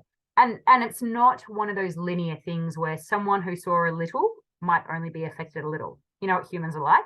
Someone who saw a little might be affected a huge amount. So that's where you place them. You might write their name or their initials somewhere close to the bullseye. What requirements do they have? And again, this goes back to Maslow's hierarchy. Do they require medical care? Do they require food? Do they require shelter? Hopefully they don't require food or shelter, but they might. Or do they require psychological care? And then you can move them kind of accordingly. Again, this is very much not an exact science, but according to you, what do you think? If you don't get them shelter, are they going to be okay somewhere in the middle? Or if you don't get them medical care, are they going to be okay? And can you put them in green? Or if they don't get medical care because they've got a massive laceration somewhere, should they be really quite close to the center of the bullseye, which is the main kind of primary significantly affected mob? So those are your two questions about assessing the group. In psych work, we call this the concentric circles. And it's turned into one of those funny things that people say they're talking about psych first aid and assessing people in the group, and again, this is military, so it's sort of who was affected, who shot the bullet, or who was shot by the bullet, who witnessed it, who was the safety person there at the time, and all that sort of stuff. And again, what requirements do they have? So that's your first two questions. Where do the group members sit on that bullseye in the concentric circles? And again, psychs will be like, oh, the concentric circle model. They won't know what it is, but they just know concentric circles. We just turned the concentric circles into a bullseye because it made it easier to explain. So they're your first 2 questions. And the third one is, do the total group requirements, and this is for you as a responder to answer. There's no right or wrong. Do the total group requirements of everyone who's affected outweigh your resources, i.e. your capacity to support them in this first aid response?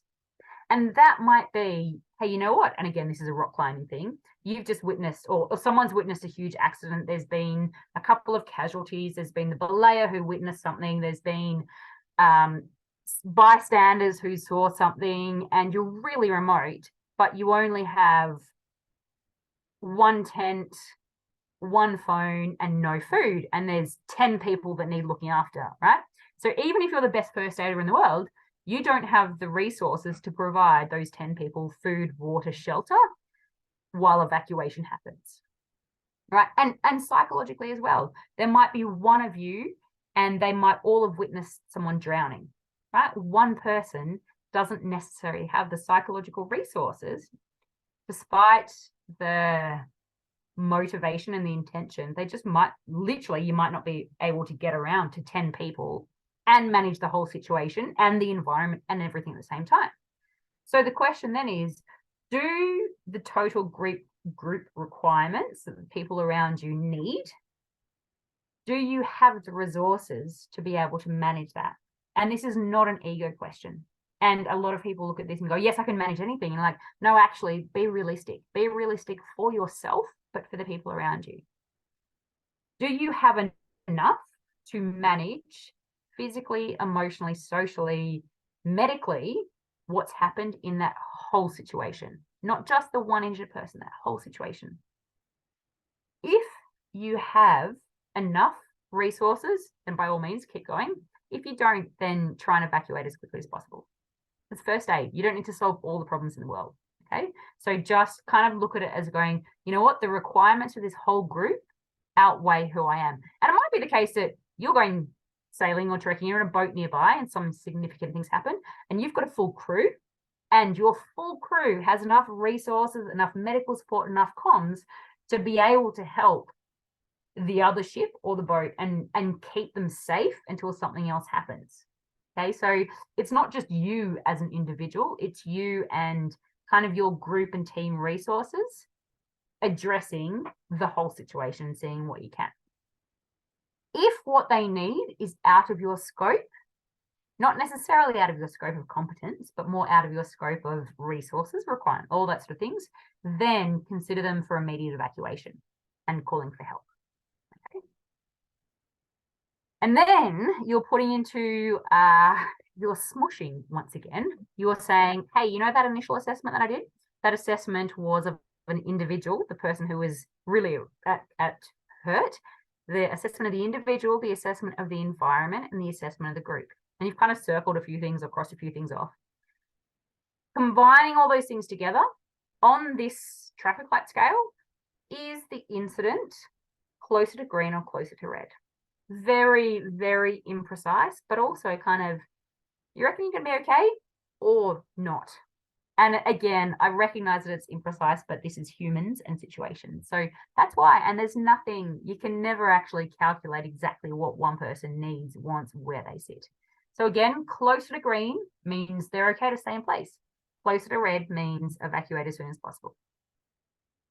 So park that thought for a moment. Then finally, we're getting to the next level of A. So A, assessment, and then CCE. So communicate is the first one. And in the next session or the next level of class that we have with Amanda, we're going to talk through some of these in a bit more detail, but I'll just go through them briefly.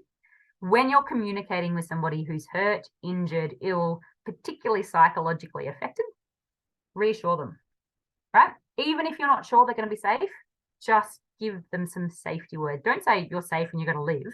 Just be like, I'm here now. We're all going to help you. We're all going to help you. You're not alone. So give them some comfort.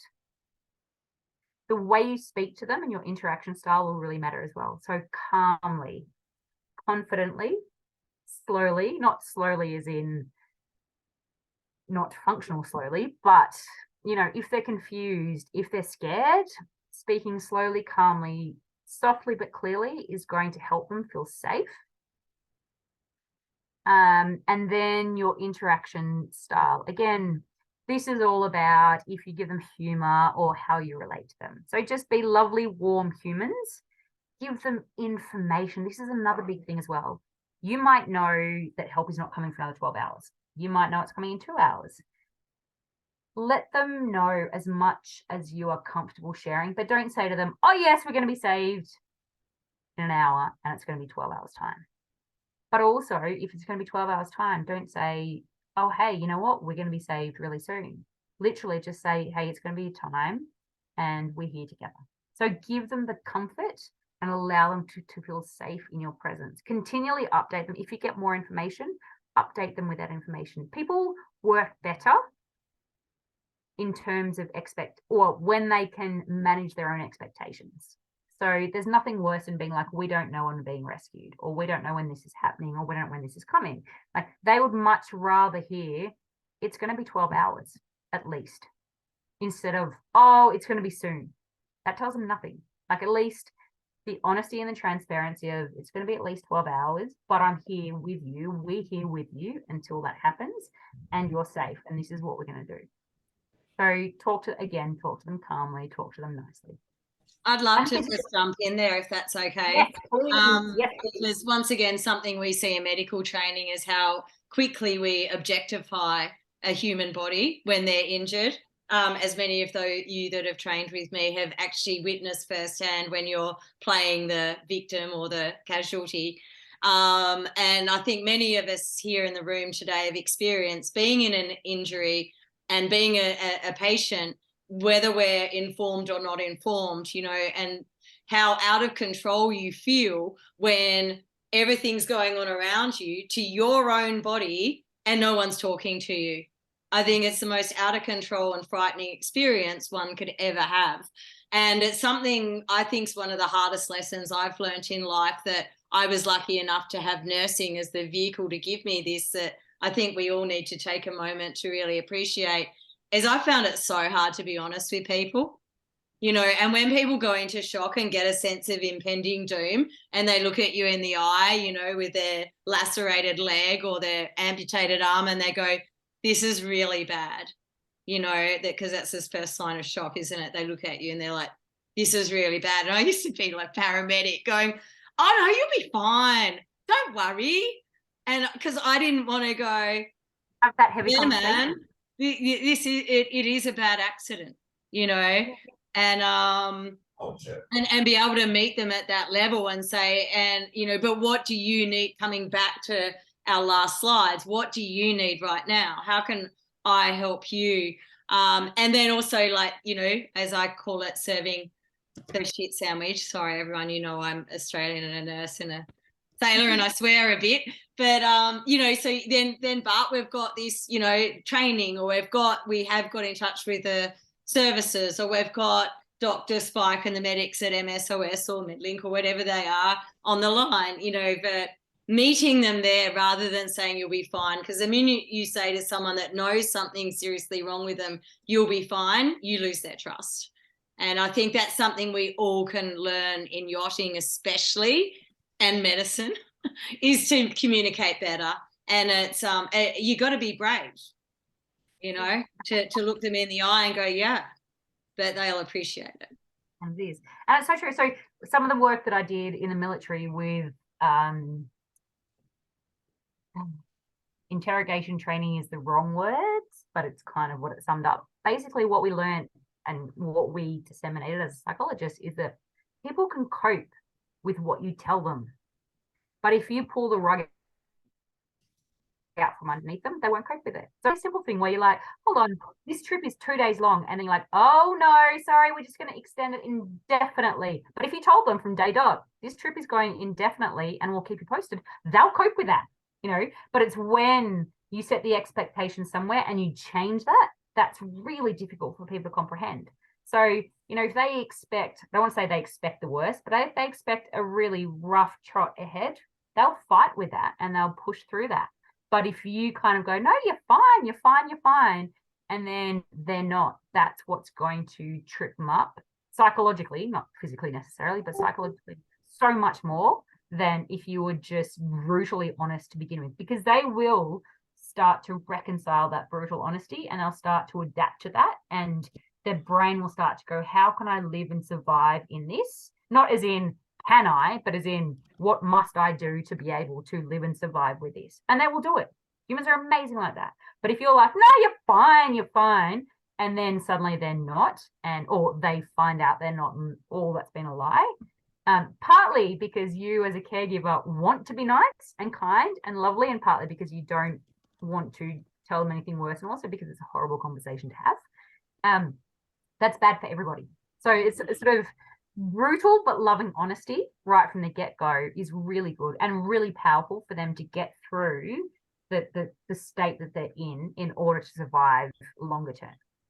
I'd just like to take a moment and speak into that, to acknowledge that I think that's where, you know, some of our issues arise in yachting from day dot, is the uncertainty, or that you're going to get a day off and then suddenly the plans have changed and the boss is coming earlier, or we had a breakage and now we're going to get to Antigua, you know, on Christmas morning, turn around and we don't get any Christmas. The boss has got to be on board straight away.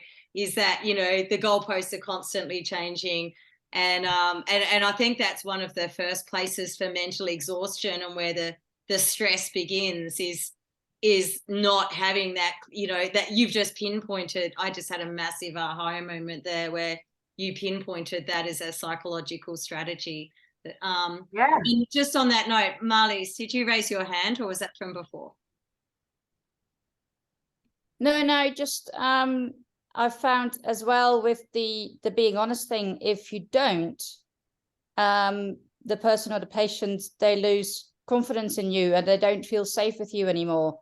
And apart from the immediate thing, like, oh, well, they're not saying, then in further down the line, it also creates more problems because they don't want to talk to you anymore because they don't trust you anymore. Exactly. And honestly, it's interesting, isn't it, that we try to protect each other and ourselves, but particularly our patients and our clients, by giving them a softer version of the truth. But the reality is they want the truth, and they want the hard truth, and they can deal with the hard truth. What they can't deal with is being lied to, or you know, and not even being lied to, but kind of hearing a version that's not accurate. They will deal with whatever that truth happens to be. But the moment that we take away their agency to be able to deal with that, it minimizes them as well.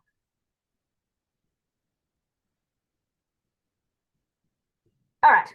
So, wait, any more before we keep going? Sorry, I keep going off on tangents, extending this a fair bit. But physical space. So again, this is one that obviously if someone's angry and aggressive, don't get too close to them. You'll know. I mean, as caregiving humans, you know how humans are. You'll know whether you can walk close to them or whether you can't walk close to them. What I would say is, don't ever forget, bearing in mind drugs, alcohol, personalities, all that sort of things. For someone who's really distressed and really upset, well, actually for all humans, touch is the most primal form of contact. So I know in medical worlds and in psych worlds, you're not supposed to touch anyone, and particularly in post-COVID worlds, you're not supposed to touch anyone at all to do with anything. But, and I don't mean like creepy touch. But I mean, you know, like if you're talking to somebody and you're trying to talk to them about breathing or about if they're safe, touch them on the shoulder, touch them on the knee. Like, don't be weird and creepy, but you know, it's okay to touch somebody because that does connect straight back to our primal needs. Okay, but again, if they're angry, aggressive, don't mean the space. You'll know that very, very quickly. But don't be afraid to, in a very supportive way, just, you know, and particularly if you're talking to them, that you're okay, you're safe, this, touch them on the shoulder while you do that, or on the knee while they do that. And what that also does is help to ground them as well, and to bring them back into the present and get them out of their head.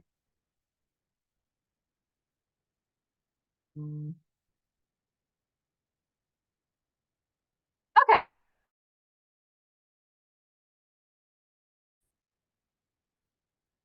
Again, I know we're already way over time, so I'll go through this very quickly. We will go through this more in the next class in terms of actually practicing it. Breathing, grounding, and distraction, amazing ways to calm people. I mean, there are 1,000 different ways of doing this, but these are 3 really simple ones.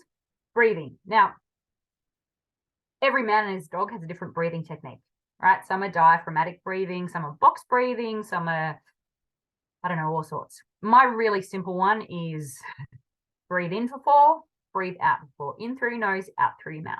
If you can do it for 4 minutes, not you in particular, but the person that you're with, for 4 minutes, it resets your parasympathetic nervous system, which means it goes into your rest and relaxation phase. Takes you out of fight or flight and adrenaline and hyperarousal and vigilance and all that sort of thing. But the truth is, any type of slow breathing is better than none, right? Try and go through your nose and through your mouth. Count with a person, touch them on the shoulder to say, look, all right, I want to breathe with, if they're stressed, or if they're panicky, even if they're not monster crying, just say to them, okay, I'm going to breathe with you. Count with me. Just go in. I'd say in for 4, but you can say in for 3 or whatever you like. Just so in, 2, 3, 4, out, 2, 3, 4.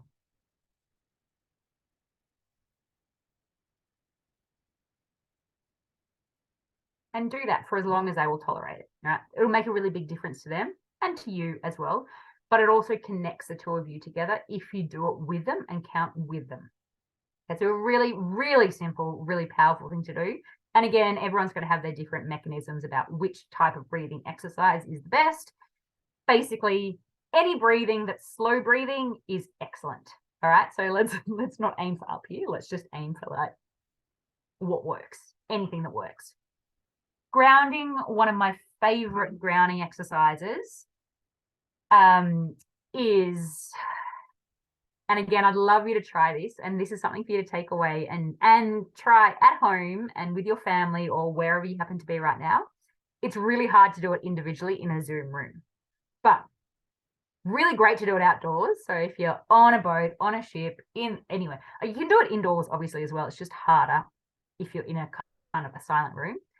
But sit quietly and try and identify 4 things that you see around you. And if you're outside, so if we look at this picture, 4 things that I see, it's going to be a cabin, a mountain, water, trees. And then 4 things that I hear, which I can't hear anything here, but in my room, I might hear the dishes being done in the back. I might hear the hum of the computer. I might hear a possum running by the roof. I might hear my own voice. 4 things that I've had 4 things that I see, 4 things that I hear, and 4 things that I feel tactically. So not emotions, but what do I feel? I feel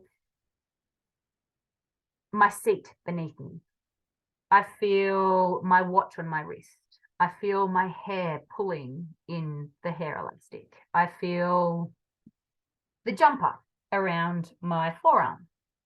And then do 3. So then do 3 things that you hear, 3 things that you see, 3 things that you hear, 3 things that you feel. But the trick is they can't be the same ones you've already identified, which is very annoying if you're inside a room because there's not many more new things to hear. But if you're outside, it's amazing because you're tapping into the wind and you're tapping into the birds and the waves and all those sort of things. So go 4, 3, 2, 1. What you hear, what you see, what you hear, and what you feel is, and that's the tactile sense.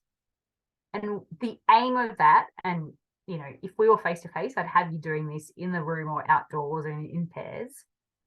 The aim of that is to get you out of the thoughts in your head and just focusing on your surroundings. So just trying to identify what's out there, what I'm hearing, what I'm seeing. And so you're no longer listening to the chaos that your brain, as we all do, overthinks, right? So we're just breaking that we're kind of short-circuiting what's going on. Really powerful, really simple. You can do it anywhere. You can do it on the bus. Nobody knows you don't need to lie down and be zen. You can kind of do it anywhere. You know, 4, 3, 2, 1. What can I see, hear, and tactile feel? And just notice it. It's really cool. And it kind of then slows everything down and it slows your whole nervous system. It brings you back into where you are. And then distraction. So obviously if there's been a really terrible situation, it could be something like, and you're trying to manage it, someone who's borne witness to it, you can say to them, okay, can you just go and wind up that particular sale there? Or can you go and give them jobs or ask them about their life or about their interests or whatever it is. Again, getting their heads out of what they've just seen and what they've experienced. So it can be any form of distraction. Give them a job, give them a task, or ask them questions, or get them to, some of the cool things to do is if there are a number of people affected in a group and someone's okay, but really kind of a little bit agitated and distressed, get them to go and calm somebody else down. Gives them a job and it gives them a purpose and it gets them out of their head as well. So these are kind of just some quick and dirty mechanisms to help calm people down. Then, sorry, I know I'm going so time. I'll go very quickly. I hope I'll go very quickly through this. Then go back and do that quick assessment. That first thing that you did again of the individual after you've done the calming processes. Then go, where are they now? They might have been confused, incoherent, worsening memory. They might have been angry, agitated, disturbed, and elevated. But now, after, as you all are going to be exceptionally excellent at the calming techniques and evaluating things, suddenly, after all the work that you've done, they've gone from the orange to the green to yellow zone. Okay, so you've kind of decompressed them a little bit. So keep that in mind, right? So you only need to do that reassessment, that quick reassessment of the individual. Obviously, the environment's not changing and the group is not changing. And then bring that back into the holistic assessment. Now that you've done that reassessment and the group and the environment, where does your person sit? Where does the incident sit? Are they closer to green, which means keep in place and monitor? Are they closer to red, which means evacuate straight away? And that comes to our E to E, our last step, which is evaluate to evacuate. So you've done your final assessment, which is kind of mushing, again, a technical term, of the final assessments of the individual after you've calmed them and the environment and the group. And they're somewhere right in the middle, and you're like, well, that's really confusing. Or they're somewhere between the green and yellow, and you're like, okay, they've responded really well to the work that we've done and they're safe. And they're sort of in the green to yellow. So somewhere between no action required and stay in location and keep calm. Cool, we can keep them there. And then we'll go to the next slide shortly. The next step is doing the monitoring plan. But if they are somewhere between the orange and red, get them out as quick as possible. Okay, so they stay within the orange and red. Like, all right, cool, we haven't been able to calm them down. This has been too much. We don't have the resources right now to be able to manage this whole situation. So let's evacuate, or let's get them evacuated as quickly as possible. And if that's the case, then obviously you have to do a handover. When you're monitoring or handovering, all right, so, and again, this is just a really quick thing, and it's very similar to most, well, common sense really, but also what you would do if you were handing over to someone or keeping them in location. If you decided that someone was safe enough to stay where you are, write a plan for them. And it doesn't need to be detailed. It just needs to be dot point. Okay, so what happened? What caused the incident? They fell overboard. They witnessed something. They had a panic attack. They had a flashback. They had whatever it happened to be. What caused the incident? That was the trigger. What did you do that worked? And if you're monitoring them, whatever you did, or one of the things that you did worked. That's why you're going to keep them here. What did you do that worked? Was it because you sat with them calmly? Was it because you took them away from the situation? Was it because you allowed them to speak to their family? What helped calm them down and ameliorate the severity of their response? And then tomorrow, not just tomorrow, but tomorrow's tomorrow and tomorrow, what can you do to keep that going? So, and that might be have daily check-ins with them, or ask them how they're going, or have daily check-ins with a family, or it might be do breathing exercises 3 times a day with them, or it might, whatever it might be, whatever worked, you can absolutely put that into your tomorrow, which is your plan going forwards. What this does require is for you to monitor them and for you to actively implement them. But it might be something like you actively set up a buddy system for them. So they check in with somebody else once a day, twice a day to let them know how they're going. So you don't have to be front and center, but you kind of just have to set this up. And then, and I suppose part of that was also that they check in with you if things go bad, things go south. Now, if we go back and you've gone into the evacuate side of things, this handover is kind of like the I missed Ambo side of handovers, but it's just a little bit simpler. What happened? All right, they fell overboard, they witnessed something, they, I don't know, had an electric shock, whatever it is. How did they present? Exactly as they presented to you.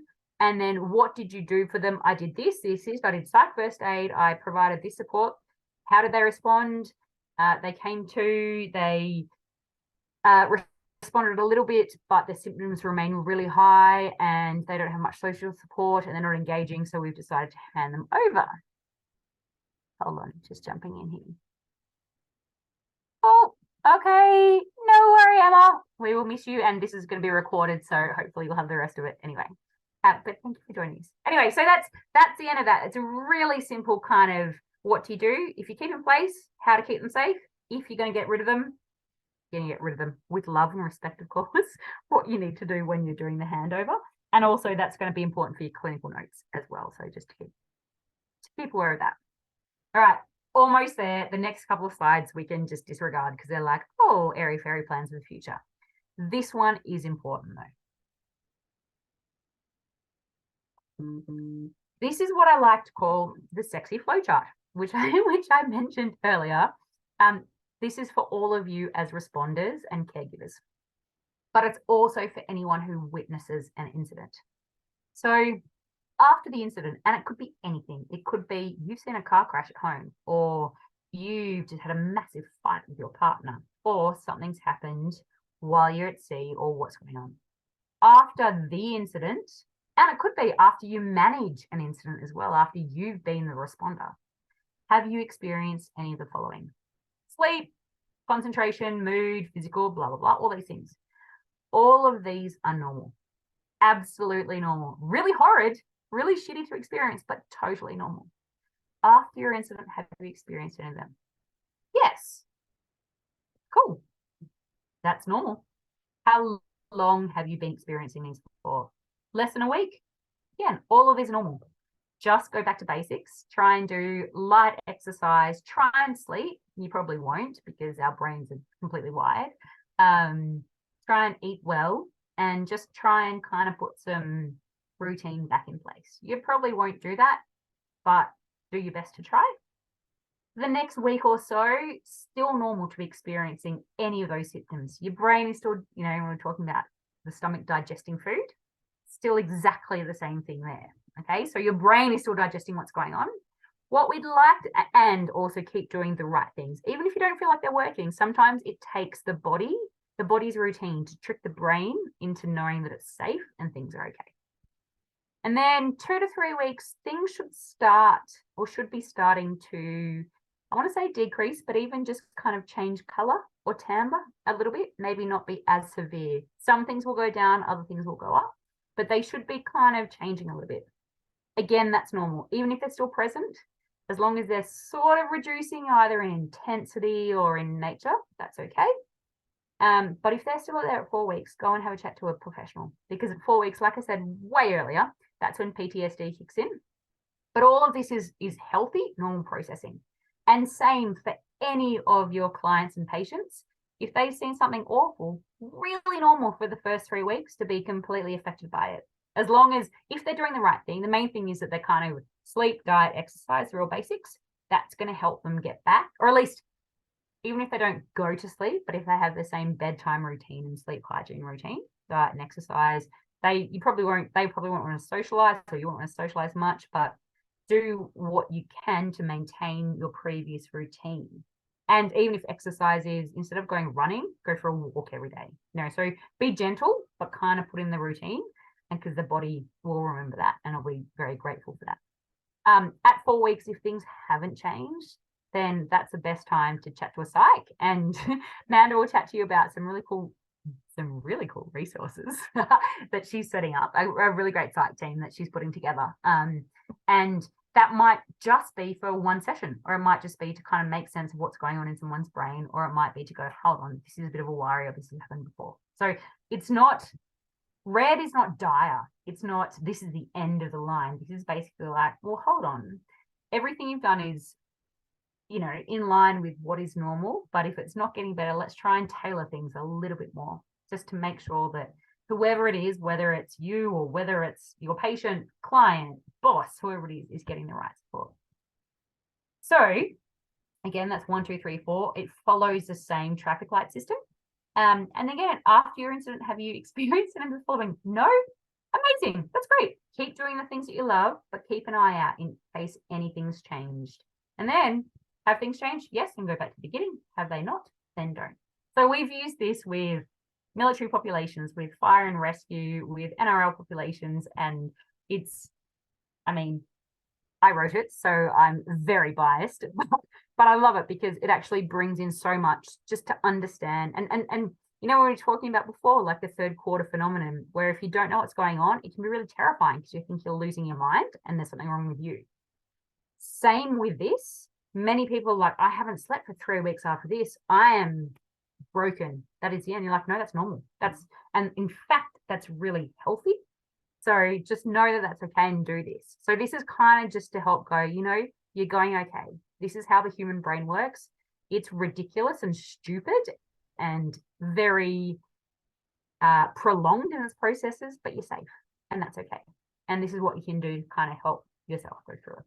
So keep this one and feel free. We have this stuck up in, well, stuck, that sounds terrible, posted up in many places and various iterations, and you know how it looks and all sorts of different logos on it. But it's a really short and sweet way to check in with yourself, with your patients, with your clients, with your team, about how they're going after they've experienced a really crappy situation, even if that situation is part of their job to experience as well. All right, any questions? I promise we've got like 3 slides and the slides are not important at the end. So any questions at the moment? all good to go. All right, go through. Does PFA, I know we're so over time, does PFA prevent PTSD? Short answer is we don't know.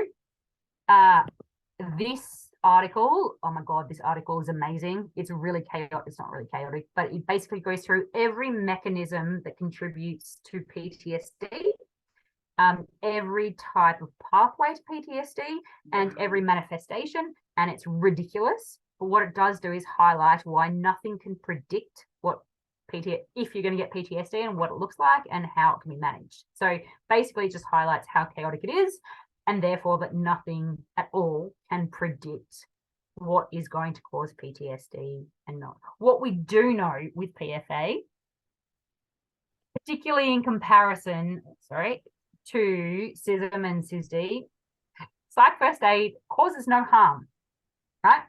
It helps deal with the practicalities and the emotional processing. It may not prevent PTSD, but it definitely doesn't expedite the onset of PTSD. Whereas we do know that CISM and CISD, the Mitchell model, can, if done poorly, actually bring on PTSD. So, like first aid, no harm, all good, no long-term issues. But really, if you like nerdy articles, amazing article to read. It's brilliant and terrifying all at the same time. And then all basically from here, and we can talk about this till the end comes home. Basically, where we're going forwards is taking psych first aid into specific remote environments, changing it, doing some more research into personalities, vulnerabilities, attributes, doing some risk management work, in and around psychological risk in different environments, and some profiling, and then there's a whole bunch of other things. And now I'm going to hand over to Amanda to follow up, to finish off and follow up. And I want to say, but first of all, I want to say thank you, and also sorry for going, you know, a good hour over time. But I really thank you for your patience and for listening and for sticking around. I really appreciate it. Well, I'm going to say the other way around, no apologies needed, because everyone's still here. and it's been so valuable, so amazing, and yeah, just incredible. So grateful that we're working together, and thank you so much for taking the time to share your intellectual genius with us. And personally, if I can speak for myself and all the yachting and expedition and extreme sports people out there, we're so lucky that we've found you and we're collaborating. So this is just the beginning. Kate and I are pretty excited about bringing a lot of this work to you. This is really coming from a place of service and just really identifying a need to get this information out there. So stay in touch, stay tuned. I'll get you all a copy of the replay because I'm sure you'd like to review the slides, and stay tuned for more. There will be some really interesting things coming up, and we've got some great plans. Plus, I just want to remind you of something Kate said earlier. We are working with a team of psychologists to bring you some people that really understand working in remote, harsh, and different environments that are, you know, not the everyday civilian world, and people that understand being at sea, being far away in different places, and all the things that can bring. So yeah, thanks everyone for your time. Really appreciate you. Please stay in touch, and we'll see you soon. And thank you to Kate. You are such a rock star. Oh, pleasure. I love talking about this. Any day. I continue to go over time. One of these days, I'll actually compress it into the time frame that I have, but not today. And I just want to quickly acknowledge some of the people that have chosen to be here. I'm so honoured as I look around the room. There's, yeah, some real leaders in this industry here. And it's really interesting from quite, you know, a wide range of different faculties, from race boats, you know, double single-handed, to 100-metre, you know, luxury super yachts with helicopters and bells and whistles, and project managers and crew agents and other mental health workers. So, yeah, thank you all for showing up, because your interest in this topic means a lot to us, and it means that we can change the future and make our industry and world a safer place. Yay. I'd just like to say thanks, guys. That has been incredible. I'm not actually from a boat. I work in the industry. I was within Marsat and so on. So some interesting references to VSAT earlier. I'm also a clinical hypnotherapist and psychotherapist and so on, and mental health first aider, and have a real passion for this kind of thing. This really fills a gap between the mental health first aid of somebody who may have had long-term depression, anxiety, whatever, and intervention, if you like. So you know, this is all about anybody. They might not even be physically present, but who becomes emotionally involved, if you like, in an event, and how you can deal with that and assess it. So yeah, I thought that's a brilliant framework. Really would be very, very keen to hear more. Thank you. And to be fair, not to be fair, but to be honest, if this is something you're interested in, and you know, this is not like, hey, we're the experts. We're literally the ones that have kind of seen the need and been creative and put something together. But when I look at, and again, not just the maritime world, but when I look at some of the stuff that, and we're putting together back in Australia, we're putting together kind of a 4-day program that can be, you know, chopped up into modules or into days or whatnot, on both psychological first aid and mental health first aid in remote environments, and having different topics, different competencies, different, all these sort of things. But if it's something that you're interested in, and with your background and skills, once we develop it, I've been saying this for the last 2 years, but we are getting there, we're getting closer. If you're interested in being involved in facilitating or running it, you know, that'll be amazing, because, you know, as far as I'm concerned, and same as Amanda, is that if this knowledge can go far, it's more important to me anyway that the tools and the knowledge go far and wide than that we kind of keep it close and tight. So if we know good people who want to be involved in the facilitation and development, we'd love that.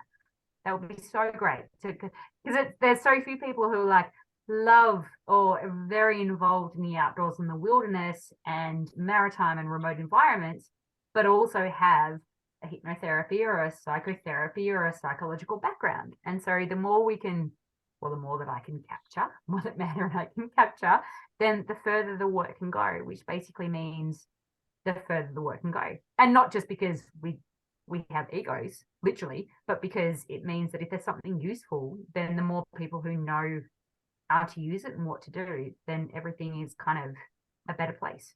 Sharing is caring, my right? long way of saying, yes, come and join us if you're interested. Yeah, absolutely. Very, very interested. And I've been sitting here making all kinds of notes in terms of feedback, which I can get to you. But and also other people that would love. There are so many conversations around this kind of thing going on, and small working groups and things like that. It doesn't take much to get people together and really, amplify the effects. So yeah, thanks for being open to that. I look forward to hearing from you. All right, that sounds amazing from our end. From my end, Amanda will step in as well, but like from our end, and from Survive's end, and from the other psychs who are going to be jumping in soon, which we'll hear about more soon, we'd love that. The further it can go, and also the more iterations and or improvements that can be made as well from people in different environments who know more than us or who can fit it more to different environments.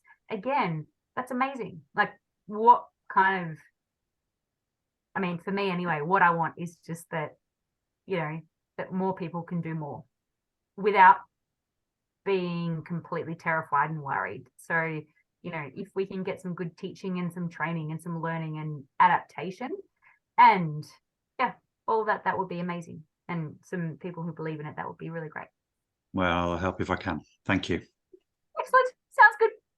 Yeah, please send me a private message, Simon, so we can connect. That'd be great. And likewise, I definitely like to contribute at some point. Not from a psych background, but I 14 years in physio, we get kind of taught elements along the way from uni, and then I'm going to add in some courses hopefully over the next year, CBT, mental health first aid. I've spent the last 2 years basically listening to people feeling suicidal, so I've had to basically develop my own mental health first aid toolbox, and then off the back of long COVID, I kind of want to do something really good with it, and so I'm developing my own toolbox to more basically use the learnings about the autonomic nervous system and how we can improve our performance, from like using breathing exercises pre-start to get you into the right state, or slowing your breathing down so that you actually sleep on your off watch. So I'm trying to apply it as a sailor, so less first aid, but that's kind of like my separate, but definitely passionate about the how we deal with traumatic situations, both as the person experiencing it and also as the people around. I think can only improve it. Absolutely. I know I mentioned a contact that I have to Amanda before, but and again, I don't know what I'm promising because obviously I'm not in the maritime world yet. But there's a yachtsman and breathwork specialist not far from where I live. And his name is Brendan Savage. I haven't met him, but he's very into, he's trained and coached like Sydney to Hobart yacht races and all those kind of things. Are you in Australia? Yes, I'm in Australia. So he does sailing and high level sailing and breath work as well. And he's doing a whole lot Yeah, of stuff. so And I am it's not training far in from his breathwork as life, well. you could- That- So I was going to say, he might be good great. contact, or else he might not, if that's not something that, if you're just like, no, we might butt heads. Yeah, well, I'm might in be- the UK, and I've worked in Australia, so I had to have a lot of contacts in Sydney, and one day I will do a Hobart. Oh, you should. It says me, who knows nothing about sailing. And it sounds, to be honest, it sounds horrendous, but I'm not a sailor. I'm a land-based person. But all the sailors that I know, everyone who's done Sydney or Hobart has never regretted it. Just So, go get some lessons at Woollahra Sailing Club in hey, seasick. Anyway, I will support you on land, and I will I will let all of you ocean-born lovely humans do the ocean-born stuff, and I will support you from afar, from land afar. I've definitely done a few Hobarts where I thought maybe I'll stay on the dock and drink beer and wait for them to arrive and just fly Better. out next time. Better. That's a whole nother story. All right, everyone. I'm going to wrap it up now because I've got to go to my next appointment with the police. Yes. And yeah, I've just got to get a certificate. Thank you so much for Kate, and let's all get together soon. And thank you for being the game. Great stuff and good ideas. And if we can harness everyone's ideas. This is me because I'm lazy, because I'm like, people have all this great knowledge. I don't want to create this knowledge. I just want to bring it together. But if we can, that would be amazing. And we can create some really great stuff together. Yeah, we're on it. All right. Lots of love. See you all soon. Bye, everyone. Bye. Thanks, guys. That was amazing. Bye.